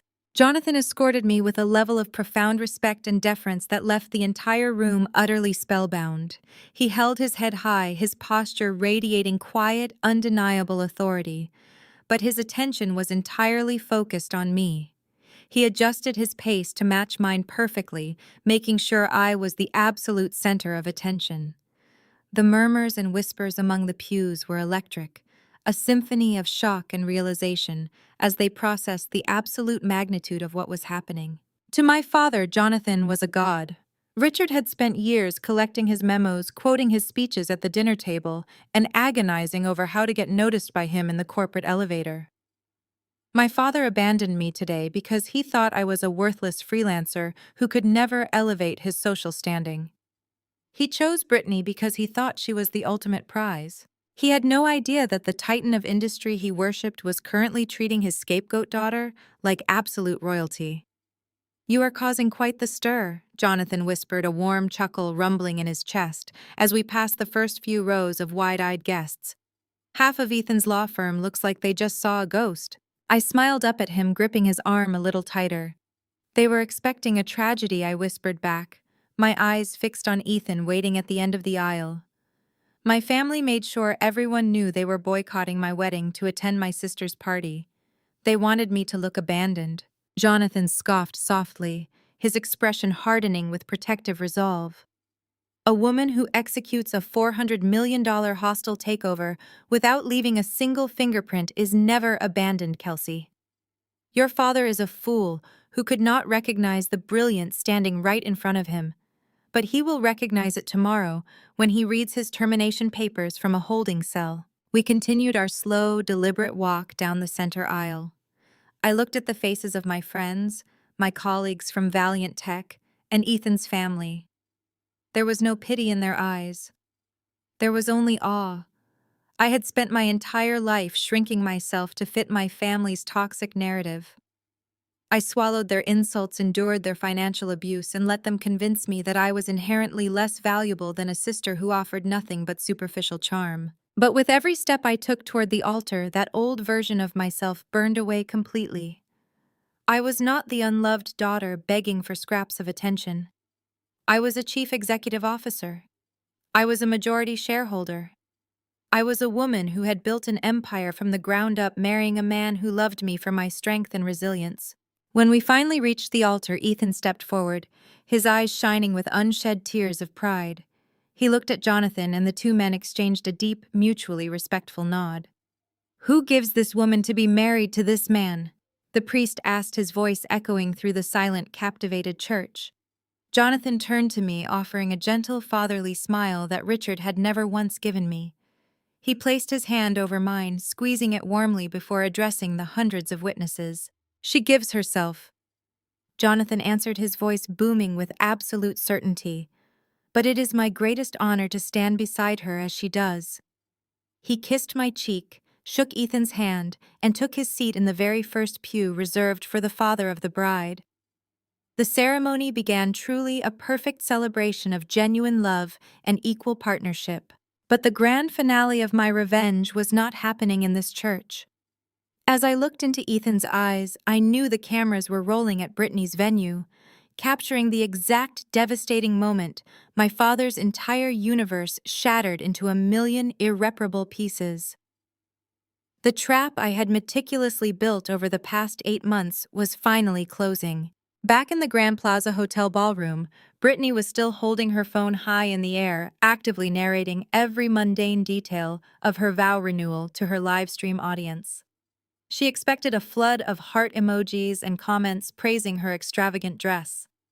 Instead, the scrolling text on her screen suddenly shifted in a very confusing direction. One follower commented, "Is anyone else watching the other stream right now?" Another wrote, "Oh my God, look who is walking her sister down the aisle." A third person chimed in, "Brittany, you might want to look at what is happening at the church." Brittany frowned, her perfectly manicured fingernail tapping the screen. "What are you guys talking about?" she asked, her voice laced with genuine annoyance. "What other stream? This is the only event happening tonight that actually matters." But her followers were no longer paying attention to her. And worse, her physical guests were beginning to lose focus as well. A low murmur started near the back of the ballroom, right next to the massive melting ice sculpture. It was not the sound of guests marveling at the expensive caviar. It was a chaotic, excited whispering. Aunt Patricia and a few cousins were huddled around an iPad, completely ignoring the string quartet Brittany had hired. Soon, several other guests drifted over to see what they were looking at. The whisper spread like wildfire across the room. Brittany lowered her phone, her face flushing with anger. "Excuse me," she called out, plastering on a fake tight smile. "The main event is over here, everyone. We are about to cut the cake." Nobody moved. The crowd around the iPad only grew larger. Richard noticed the commotion from the open bar. He set his top-shelf scotch down with a heavy thud, his chest puffing out with patriarchal authority. He marched across the ballroom floor, clearly intending to scold whoever was stealing the spotlight from his golden child. He pushed his way through the small crowd of relatives. "What is going on here?" Richard demanded, his voice echoing with corporate arrogance. "Put that device away. You are being incredibly rude to your hosts." Aunt Patricia looked up at him, her eyes wide with absolute disbelief. "Richard, you need to see this," she said, her voice shaking slightly. "It is Kelsey. Someone at her church is live-streaming her wedding on a private family group page." Richard scoffed loudly, rolling his eyes. "I do not care about her pathetic little wedding. I told her if she did not respect this family, she would walk alone." "Turn it off." "She is not walking alone." "Richard." Aunt Patricia insisted, shoving the iPad directly into his hands. "Look at the screen. Look at who is with her." Richard snatched the iPad, his face twisted in a sneer of pure contempt. He looked down at the glowing screen, fully expecting to see me crying, or perhaps walking down the aisle alone in a desperate attempt to save face. Instead, the high-definition video feed showed the grand candlelit sanctuary of the church. The camera was perfectly focused on the center aisle. And walking right down the middle, holding my arm with a look of profound fatherly pride, was Jonathan. The 62-year-old billionaire. The supreme chairman of Apex Holdings. The man who held Richard's entire professional existence in the palm of his hand. All the color instantly drained from Richard's face. The healthy, arrogant flush in his cheeks vanished, replaced by a sickly ashen gray. His brain completely short-circuited. He stared at the screen, his mouth falling open in a silent gasp. His hands began to shake violently, causing the video on the iPad to tremble. It was impossible. It defied every single law of his narcissistic reality. He had spent the last 30 years telling me I was worthless. He had spent the last 3 years desperately begging Jonathan's executive assistants for a mere 5-minute introduction, only to be swatted away like an annoying insect. And now that exact same untouchable titan of industry was acting as my personal escort, treating me with a level of respect Richard had never achieved in his entire miserable life. "Dad, what is it?" Brittany demanded, pushing her way through the crowd to stand next to him. She looked down at the iPad and scoffed. "Who is that old man walking with her? Did she just hire an actor to make you jealous?" Richard did not answer her. He could not speak. He was experiencing a total psychological collapse in real time. Every arrogant boast he had made to Jamal's dignified parents just 10 minutes ago came crashing down on him. He had bragged about his power at Apex Holdings. He had claimed he was an indispensable asset to the chairman. Calvin and Beatrice stepped up behind Richard, peering at the screen. "Good heavens," Calvin murmured in surprise. "Is that Jonathan from Apex? I played golf with him last year. I had no idea your youngest daughter was so well connected, Richard. Why on earth are you here instead of there?" The question felt like a physical blow to Richard's stomach. A cold sweat broke out across his forehead. He could not breathe. He stared at the screen as Jonathan smiled at me, kissed my cheek, and shook Ethan's hand. The respect in Jonathan's eyes was undeniable. It was not a favor. It was a display of absolute allegiance. A terrifying realization began to creep up Richard's spine. Jonathan was a ruthless billionaire who only associated with people of equal or greater power. If Jonathan was at that church treating me like an equal, then everything Richard believed about my life and my little consulting business was a catastrophic lie. If I had the power to summon the chairman of Apex Holdings, then I absolutely had the power to access the corporate files. The blood roared in Richard's ears as panic consumed him. He suddenly remembered the $350,000 he had embezzled. He had just handed the perfect weapon to a daughter who held the keys to his destruction. Richard shoved the iPad back into Aunt Patricia's hands. his fingers trembling so violently he nearly dropped the expensive device onto the marble floor. He stumbled backward, bumping into a waiter carrying a tray of champagne flutes, sending 2 glasses crashing to the ground. He ignored the shattering glass and the irritated gasps of the surrounding guests. He had to verify this. He had to make a phone call. There had to be some sort of bizarre theatrical explanation for why the billionaire chairman of his company was currently across town at a modest church. "Excuse me," Richard muttered breathlessly to Calvin and Beatrice, who were staring at him with mounting concern. "I need to make an urgent call. Business emergency." He reached into the breast pocket of his custom tuxedo and pulled out his secure corporate smartphone. This was the device issued directly by the Apex Holdings IT department, equipped with military-grade encryption. It was his direct lifeline to the executive suite. His thumb shook as he hurriedly navigated to his contacts list, tapping the direct line for Jonathan's chief of staff. He held the phone to his ear, his heart hammering against his ribs like a trapped bird. The line did not ring. There was a sharp, brief burst of static followed by a sterile, automated female voice. "This device has been remotely deactivated by network administration. All corporate access has been revoked. If you believe this is an error, please contact Human Resources during standard business hours." Richard pulled the phone away from his ear, staring at the screen in absolute horror. Right before his eyes, the high-definition display flickered and went entirely black. A second later, the factory reset protocol initiated. The Apex Holdings corporate logo, that normally served as his lock screen background, disappeared forever. His email application was instantly wiped clean. His secure access to the company intranet, his digital keys to the corporate accounts, and his private folders were all vaporized in real time. He knew exactly what a remote wipe meant. He had seen it happen to junior analysts who were fired for insider trading. It was the ultimate unmistakable digital execution. It only happened when an employee was terminated for severe criminal misconduct. "Richard, what on earth is the matter with you?" Pamela hissed, marching over and grabbing him firmly by the elbow. Her face was flushed with embarrassment and rage. "People are staring at you. You just knocked over a tray of drinks, and half of Jamal's family is clustered around Patricia's tablet instead of watching Brittany cut the cake. You need to take control of this room right now and remind everyone why they are here." Richard could barely hear her. The ballroom felt like it was shrinking, the walls closing in on him at a terrifying speed. He looked at his wife, his mouth opening and closing soundlessly for a few seconds before he finally managed to force the words past the tight knot in his throat. "It is Kelsey," he choked out, his voice barely a raspy whisper.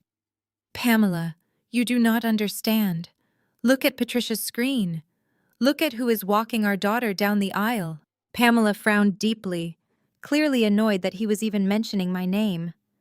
"I do not care if the President of the United States is walking her down the aisle, Richard. She is dead to us, remember. We made our choice. Now pull yourself together." "It is Jonathan!" Richard practically screamed, his voice cracking as sheer panic overtook his desire to maintain public dignity. He grabbed Pamela by the shoulders, shaking her slightly. "The chairman of Apex Holdings is at her wedding. He is treating her like an equal. My corporate phone was just remotely wiped. I am locked out of the system, Pamela. Do you understand what that means?" Pamela stared at him, her eyes wide with confusion. She tried to process the information, but her narcissistic brain simply could not reconcile the idea of her scapegoat daughter holding any real power. "Why would Jonathan be at Kelsey's wedding?" she asked slowly. "Did she hire him?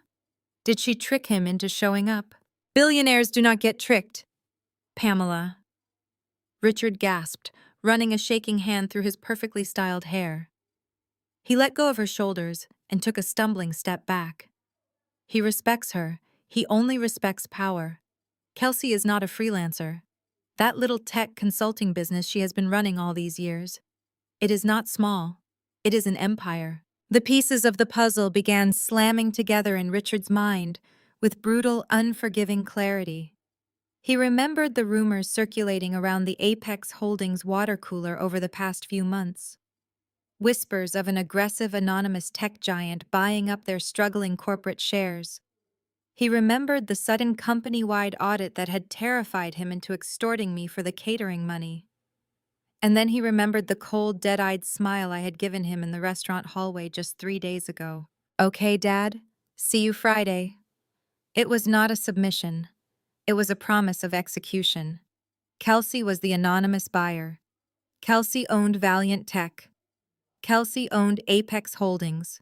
She owned his career, his pension, and his future. Richard felt his knees buckle slightly. The luxurious ballroom around him suddenly felt like a beautifully decorated prison cell. He realized with absolute crushing certainty that the daughter he had spent 3 decades breaking down had just bought his entire world, and she possessed the exact financial records needed to send him to a federal penitentiary. Richard stood frozen in the middle of the ballroom, the horrific truth paralyzing his every muscle. He could not tear his eyes away from the dark screen of his wiped corporate phone. The luxurious surroundings, the imported orchids, the towering ice sculpture, all suddenly looked like evidence of a crime he could no longer hide. He was suffocating in his own stolen excess. Just a few feet away, entirely oblivious to the catastrophic collapse of her father's reality, Brittany was tapping a silver spoon against her crystal champagne flute. The sharp, high-pitched ringing cut through the chatter of the crowd. "Can I have everyone's attention, please?" Brittany called out, stepping onto the raised wooden dance floor. She motioned for the string quartet to stop playing. The musicians lowered their instruments and a quiet, expectant hush fell over the room. Brittany smiled brightly, grabbing a wireless microphone from a nearby stand. "Jamal and I are about to cut our spectacular 5-tier cake," she announced, her voice echoing through the massive speakers. "But first, I want to raise a glass to my amazing parents. They made all of this possible. They understand that you cannot put a price tag on a love as perfect as ours."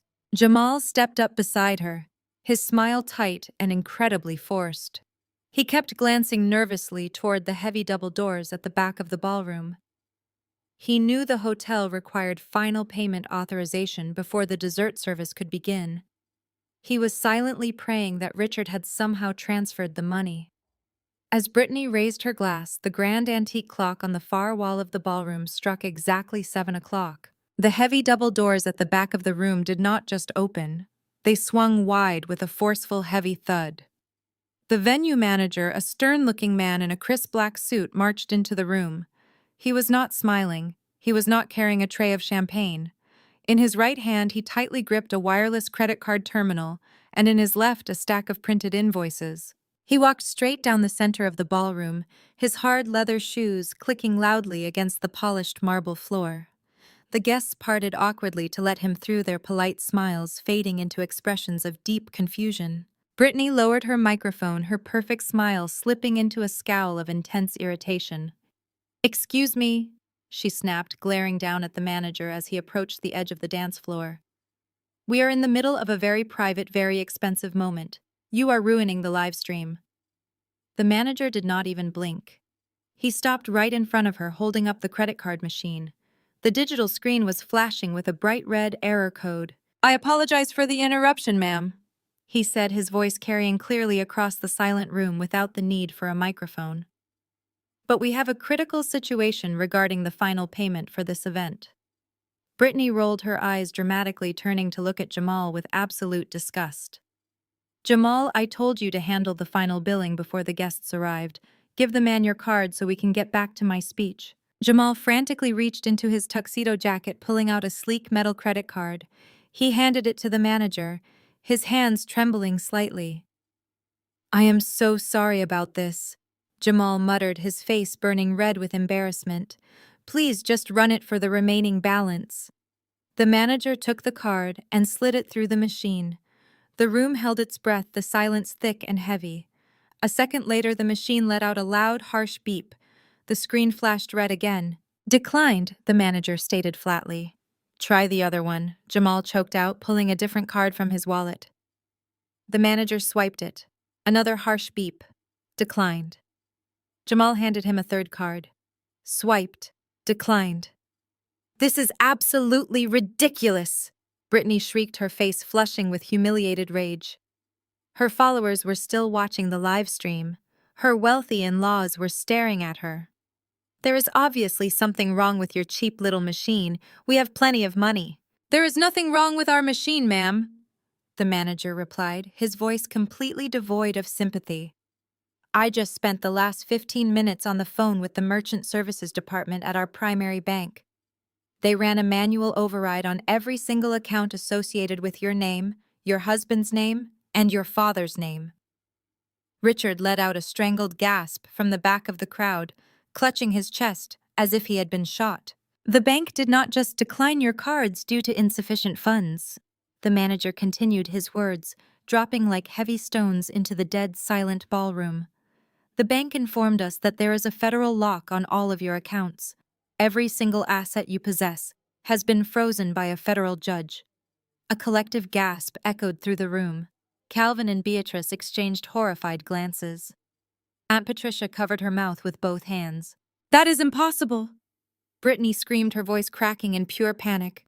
"What does a federal lock even mean?" "Jamal, do something. Call the bank right now." Jamal just stood there completely paralyzed, staring at the declined credit cards in the manager's hand. He realized with terrifying clarity that the fake lifestyle his wife had forced him to build had finally collapsed. "I suggest you put the microphone down, ma'am," the manager said coldly, stepping back to clear a path. "Because there are federal agents waiting in the hotel lobby, and they have instructed me to tell Richard that they are coming up to escort him out." The trap had officially snapped shut. The era of the golden child was over. The atmosphere inside our reception was nothing short of perfection. We had rented out the entire top floor of the city's premier modern art museum. Floor-to-ceiling windows offered a breathtaking panoramic view of the sparkling downtown skyline. Soft jazz played in the background, while waiters in crisp white coats circled the room offering crystal flutes of vintage champagne and delicate hors d'oeuvres. Our guests, a mix of top-tier tech executives, elite corporate attorneys, and the highest-ranking members of the Apex Holdings board, mingled in relaxed elegance. I sat at the head table next to Ethan, feeling a profound sense of peace. Jonathan sat to my right, engaged in a quiet, pleasant conversation with Ethan's parents about international markets. There was no screaming. There was no toxic competition. There was only genuine respect and celebration. Then the heavy brass doors of the gallery burst open with a violent, echoing crash. The music immediately stopped. Hundreds of conversations died instantly. Every single head in the room turned toward the entrance. Standing in the doorway, panting heavily and looking entirely deranged, were my parents and my sister. They were a spectacular, glorious mess. Brittany's custom diamond-studded gown was stained at the hem, looking like she had dragged it through a puddle in her frantic rush across town. Her perfect blonde hair was frizzy and unkempt, her mascara running down her cheeks in dark, jagged streaks. Pamela was clinging to her purse like a life raft, her face pale and her expression wild with terror. But Richard was the worst of all. He had been stripped of his tuxedo jacket and his silk tie. His dress shirt was completely soaked in sweat and his hands were shaking violently.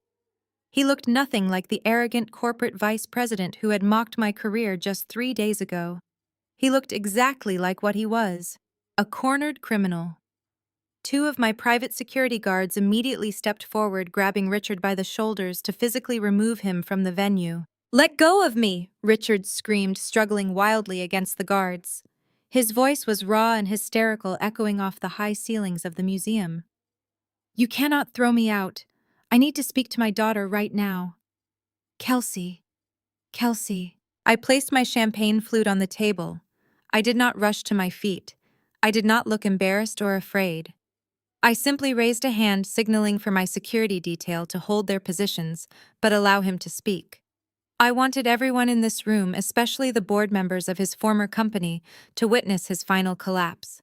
"What on earth do you think you are doing?" Richard roared, tearing himself away from the guards and stumbling a few steps toward the head table. He pointed a trembling, accusing finger directly at me. "The FBI just pulled me out of my own daughter's vow renewal. They dragged me through the hotel lobby in front of Jamal's entire family. They said my assets are frozen. They said federal agents are currently raiding my house and seizing my computers." "What did you do?" He was practically foaming at the mouth, completely ignoring the fact that he was surrounded by the most powerful people in his industry. He was so blinded by his own narcissistic rage that he still believed he could intimidate me into fixing his problems. What did I do? I repeated, my voice calm, projecting perfectly across the dead silent room. I got married, Dad. That is what usually happens on a wedding day. What you are currently experiencing is the consequence of your own actions. You did this! Brittany shrieked, stepping out from behind our mother. She pointed at me, her face contorted with pure venomous hatred. You called the police on us. You ruined my party. The hotel manager threw us out into the street. Jamal left in a taxi with his parents and will not answer my calls. You set us up because you were jealous. Pamela began to sob loudly, covering her face. Kelsey, please, she wailed, abandoning all her previous gaslighting and resorting to desperate begging. Tell these security guards to let us go. Tell the police there has been a terrible misunderstanding. We are your family. You have to fix this. I stood up slowly, smoothing the front of my silk gown. I looked down at the three people who had spent my entire life trying to break my spirit. They had stormed into my reception, expecting to find a scared, obedient daughter they could bully into submission one last time. There is no misunderstanding, Mom, I said, my voice as cold and hard as a diamond. And I cannot fix this because I am the one who handed the internal audit files to the federal prosecutors. Richard gasped, clutching his chest as if he had been physically struck. Audit files, he wheezed, his eyes darting frantically around the room. How could you possibly have the audit files? You are just a freelancer. You do not have access to Apex Holdings. He finally looked past me. He looked at the people sitting at my table, his eyes locked onto Jonathan. And then he noticed the rest of the senior board members sitting at the surrounding tables watching him with absolute disgust. The realization of exactly whose party he had just crashed hit him with the force of a freight train. Richard's legs visibly gave out beneath him for a brief second before he caught himself on a nearby cocktail table. He stared at his supreme boss, the man he worshipped, sitting calmly as my honored guest. The arrogance that had fueled him for decades evaporated into thin air, leaving nothing but stark, naked terror. He finally understood that he had walked blindly into the ultimate slaughterhouse, and I was holding the blade. Richard stood frozen, his eyes darting between me and the billionaire he had spent years groveling to meet. The silence in the museum gallery was absolute. You could hear a pin drop on the polished hardwood floor. The elite guests watched with morbid fascination as the arrogant vice president completely unraveled. I did not rush to break the tension. Instead, I calmly picked up my crystal flute and took a slow, deliberate sip of my vintage champagne. The cool liquid felt incredibly refreshing against the heat of their desperate panic. I set the glass down and picked up the wireless microphone resting next to my centerpiece. I stepped out from behind the head table, the train of my silk gown gliding smoothly across the floor. I did not yell. I did not raise my voice or show a single ounce of the hysterical rage my parents were currently displaying. I possessed the quiet, terrifying calm of someone who had already won the war. "Hello, Richard," I said into the microphone, my voice echoing clearly through the massive gallery. "It is so interesting that you decided to show up here tonight. 3 days ago, you told me that attending my wedding would make you a joke. You said you would rather stand beside a daughter who actually respected you. And yet here you are, completely bankrupt, trespassing at my reception and begging the daughter you abandoned to save you from a federal indictment." Pamela let out another loud, pathetic wail, burying her face in her hands, but I ignored her entirely.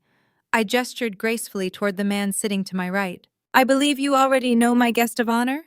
I continued, my tone polite but dripping with lethal sarcasm. "But just in case you need a formal introduction, please say hello to Jonathan. He is the chairman of the board at Apex Holdings. He is also the man who proudly walked me down the aisle today, stepping in to do the job you arrogantly refused to do because you were too busy funding a fraud." Richard looked like he was going to vomit. His chest heaved as he struggled to draw breath. He looked at Jonathan, his eyes pleading for some kind of corporate mercy. He was hoping that 30 years of kissing the corporate ring might somehow save him from the abyss. Jonathan did not offer mercy. He stood up slowly, buttoning his suit jacket with an air of absolute crushing authority. The sheer power radiating from him made Richard physically shrink back. Jonathan walked around the table to stand beside me. He looked at my father with a level of disgust so profound it was almost palpable. Richard Jonathan began his voice, a deep, resonant baritone that commanded the undivided attention of every single person in the room. For years, I have ignored your pathetic attempts to schedule meetings with me. I ignored you because I always knew you were a mediocre manager who cared more about the appearance of wealth than actual hard work. But until today, I had no idea you were also a common thief and an absolutely despicable father.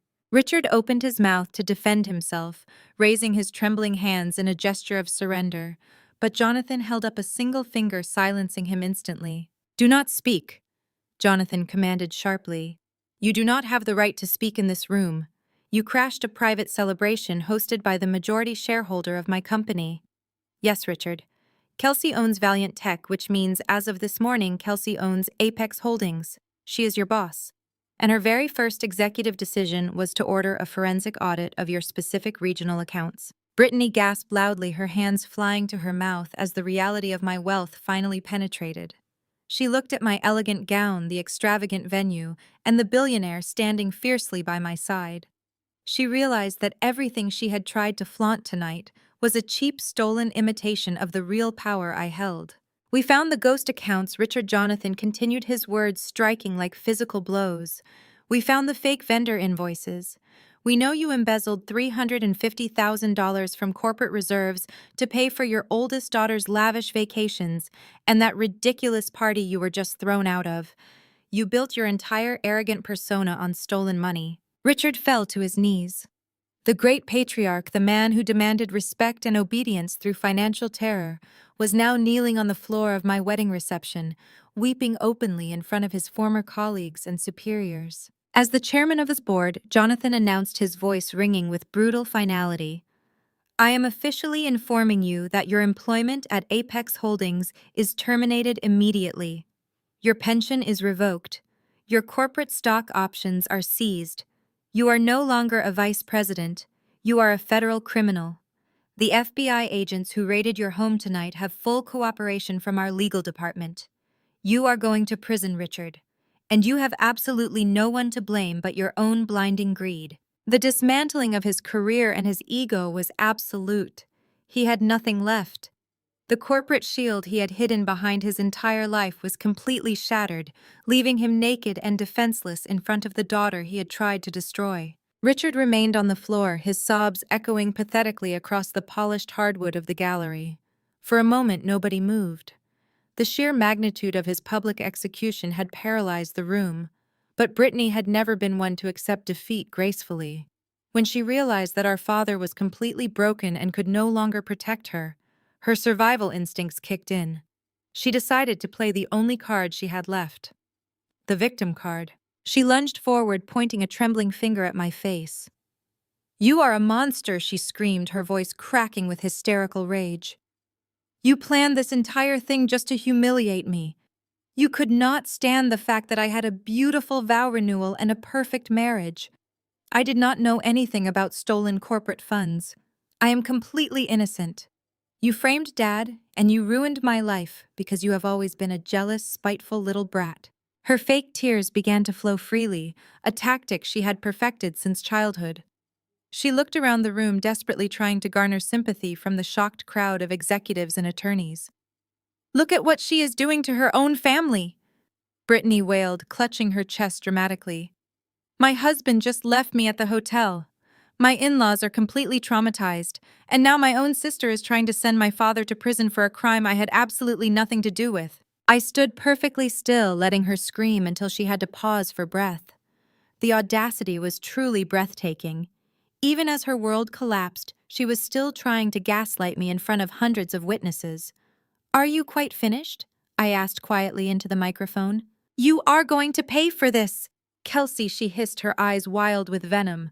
"I will sue you for defamation. I will tell the entire world exactly how psychotic and vindictive you really are. You cannot just invent lies and expect everyone to believe you." I smiled, a slow, chilling smile that made her take an involuntary step backward. "I do not need to invent anything, Brittany," I replied smoothly. "And I certainly do not expect anyone to take my word for it. I prefer to let you speak for yourself." I lowered the microphone and turned to look at the audio engineer stationed near the jazz band. I gave him a single sharp nod. He immediately cut the ambient background music. He tapped a few keys on his mixing board, connecting the main sound system to the encrypted audio file I had sent him earlier that evening. A sharp burst of static hissed through the massive overhead speakers, followed instantly by the crystal-clear sound of my sister's own voice. The recording from the restaurant hallway captured just 3 days prior began to play for the entire museum gallery to hear. "Keep your voice down, Jamal." The recorded voice of Brittany hissed out of the speakers, her tone cold and viciously calculating. "You are being completely dramatic. This is not debt, it is an investment in our future. We have to show your parents that we belong in this tax bracket." Brittany physically recoiled as if she had been slapped. Her face drained of all color. "No," she gasped, shaking her head frantically. "Turn that off." But the audio engineer ignored her. The recording continued, amplifying Jamal's desperate, stressed voice, begging her to stop spending money they did not have, revealing their maxed-out credit cards and the mountain of hidden debt she had accumulated to fund her fake lifestyle. And then came the ultimate death blow. The entire gallery listened in stunned silence as the recorded version of Jamal asked how they were going to pay the remaining balance. "He is going to handle it." The recorded, Brittany snapped with terrifying confidence. "I already talked to Dad. He is going to make Kelsey pay for it. Dad knows exactly which buttons to push. He will tell her that if she does not cough up the money, he will refuse to walk her down the aisle on Friday." The recording laid bare her absolute complicity. It proved she not only knew they were out of money, but that she was the primary architect of the extortion plot against me. It proved she had weaponized my wedding day just to pay for imported orchids and a melting ice sculpture. "Stop it!" Brittany shrieked, clamping her hands over her ears as the recording finished. "Stop it right now." The audio cut out, leaving a heavy, suffocating silence in its wake. The fake mask of the innocent, perfect golden child had been violently ripped away, exposing the manipulative, greedy predator underneath. The executive stared at her with open disgust. Pamela looked completely horrified, finally realizing the depths of her favored daughter's depravity. But the most devastating reaction did not come from the crowd. It came from the back of the room. The heavy brass doors of the gallery were still propped open from when my family had stormed in minutes earlier. Standing perfectly still in the entryway, having heard every single word of the broadcasted recording, was Jamal. Jamal stood perfectly still in the entryway. His tuxedo jacket was unbuttoned and his bow tie hung loosely around his neck. He looked like a man who had just walked away from a massive car crash. His breathing was shallow, his eyes fixed dead ahead, locked onto the woman he had called his wife for the past 5 years. The echo of the audio recording still seemed to hang in the air around him. He had heard every single syllable. Brittany finally noticed where the rest of the room was looking. She turned her head, and the moment she saw Jamal standing by the brass doors, the remaining color drained from her face. The vicious attacking predator from a moment ago vanished instantly. In her place was a terrified, desperate woman, realizing that her ultimate safety net was about to snap. "Jamal," she gasped, taking a hesitant step toward him. "Jamal, sweetheart, you have to listen to me." That recording was taken completely out of context. Kelsey manipulated the audio. "It is a lie." Jamal did not respond immediately. He began to walk slowly across the polished hardwood floor of the museum gallery. The crowd of elite executives and attorneys naturally parted for him, offering him a wide berth. The only sound in the massive room was the heavy, rhythmic clicking of his leather shoes. He did not look angry. He looked entirely hollowed out. When he finally reached the center of the room, stopping just a few feet away from Brittany, he looked down at her.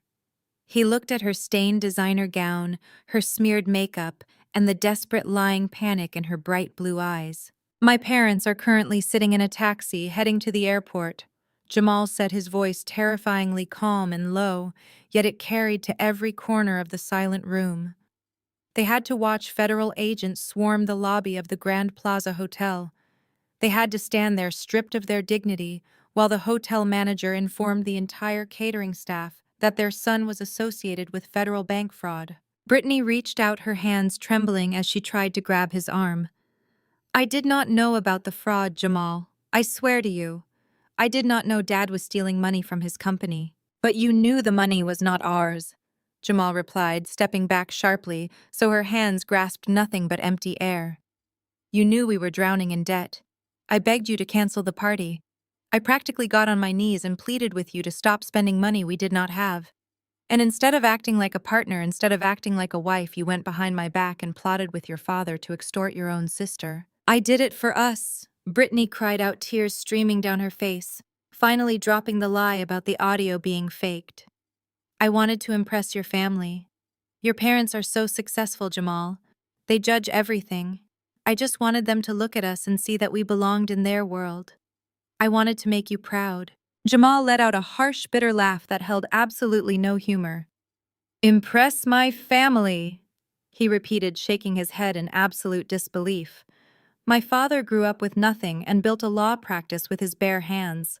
My mother built her real estate business through decades of honest, grueling work. They value integrity. They value character. They do not give a damn about ice sculptures and imported champagne, Brittany. They certainly do not value a woman who would steal her sister's wedding funds just to buy fake social status. He looked over at me for a brief second, offering a small, apologetic nod before turning his attention back to his wife. You did not do this for us, he said, his voice hardening into cold steel. You did this entirely for yourself. You used my family's name as an excuse to feed your own endless vanity. You lied to my face every single day. Jamal, please do not do this here, Brittany begged, dropping to her knees on the floor. She reached forward and grabbed the fabric of his trousers, sobbing hysterically. We can fix this. We can go to counseling. I will change. I promise I will change. Jamal looked down at the woman sobbing at his feet. There was no pity left in his eyes. He reached over with his right hand and grabbed the gold wedding band on his left ring finger. With one smooth, deliberate motion, he pulled the ring off. You used me, Jamal said, his voice dropping to a final devastating whisper. You disgust me. We are done. He opened his hand and let the heavy gold ring fall. It hit the hardwood floor with a sharp metallic clink that echoed loudly in the quiet gallery, bouncing once before rolling to a stop right next to Brittany's hands. Jamal did not wait for her response. He turned around and walked straight back toward the heavy brass doors. He did not look back. He walked out of the gallery and out of her life forever, leaving the doors swinging gently behind him. Brittany collapsed completely against the floor. She curled into a tight ball, her diamond-studded gown pooling around her like shattered glass. Her agonizing, guttural sobs filled the room. The golden child, the woman who had spent 35 years believing she was superior to everyone else, had officially lost everything. Her fake wealth was frozen. Her father was facing federal prison. And the husband she had manipulated and used as a prop had just publicly abandoned her. I watched her cry, feeling no guilt, no remorse, and no desire to offer comfort. The mask had been stripped away permanently, and everyone in the room was finally seeing the ugly, hollow truth of who she really was. Brittany's guttural sobs continued to echo against the high ceilings of the museum, but nobody stepped forward to comfort her. The elite crowd of executives simply watched, their expressions hardening with collective disdain. Pamela stared at her golden child writhing on the floor, the illusion of their perfect high society life entirely shattered. The country club dinners, the designer clothes, the boastful holiday cards, it was all gone. Replaced by the cold, undeniable reality of a federal indictment and absolute public disgrace. Panic finally overrode Pamela's lifelong commitment to her pride. She fell to her knees right next to Richard, her expensive silk dress pooling on the polished hardwood floor.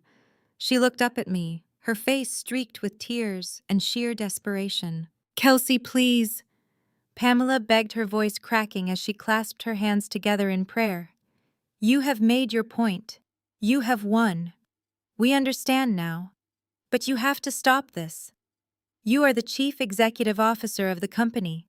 You have the power to make this entire investigation disappear. Tell Jonathan it was an internal accounting error. Drop the criminal charges against your father. Please, Kelsey. Family is family. You cannot do this to your own blood. Richard scrambled forward on his knees, his hands reaching out toward the hem of my wedding gown, though he stopped just short of actually touching me under the menacing glare of my private security detail. I will pay every single cent back, Richard babbled frantically, sweat dripping from his forehead. I will work for you. I will sign whatever non-disclosure agreements you want. I will surrender my entire retirement portfolio to Valiant Tech. Just call off the federal agents.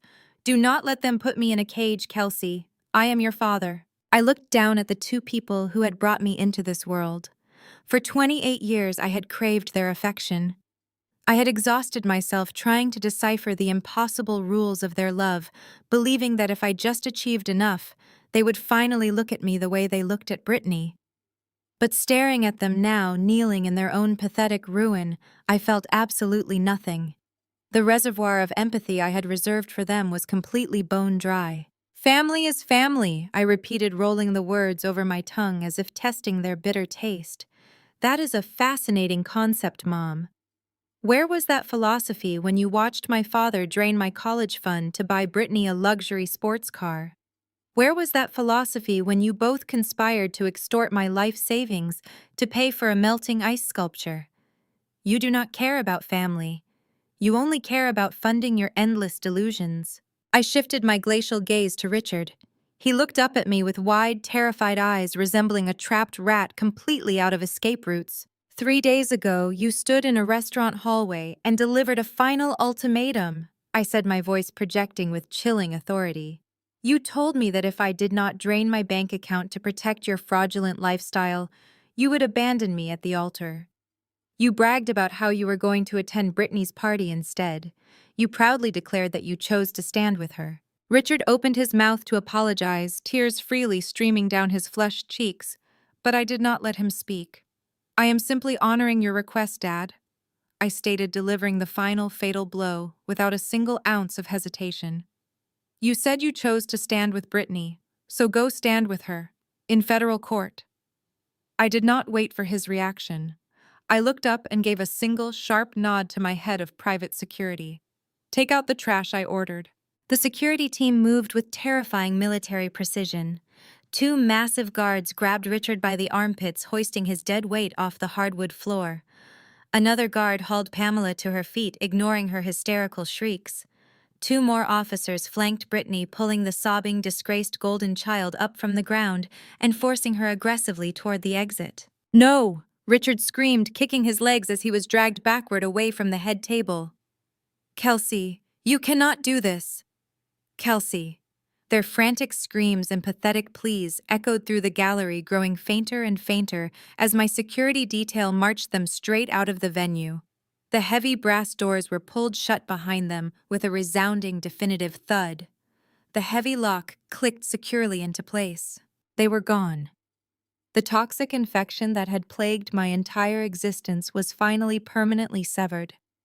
The room remained completely silent for a few seconds, the guests still processing the sheer magnitude of the absolute boundaries I had just enforced. Then Jonathan began to clap.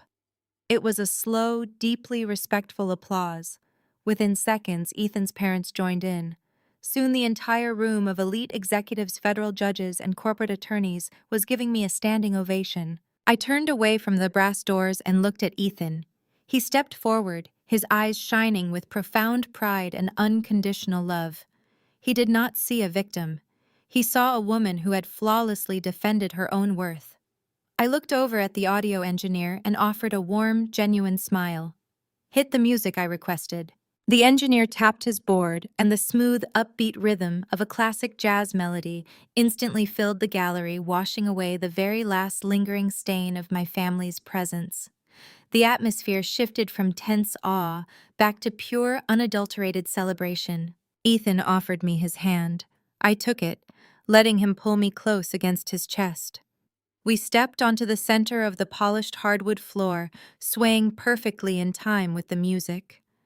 I rested my head against his shoulder, closing my eyes and taking a deep, cleansing breath. The empire I had built in the dark was finally stepping into the light, and my future was completely my own. The story powerfully illustrates that blood does not automatically dictate loyalty, and toxic family dynamics should never define your self-worth. For years, Kelsey endured financial abuse and emotional manipulation from parents who weaponized their conditional love. However, her ultimate triumph came not just from her secret corporate success, but from her courageous decision to enforce impenetrable boundaries. She realized that walking away from abusers is not a failure, but an act of profound self-respect. You do not owe your future to people who actively try to destroy it.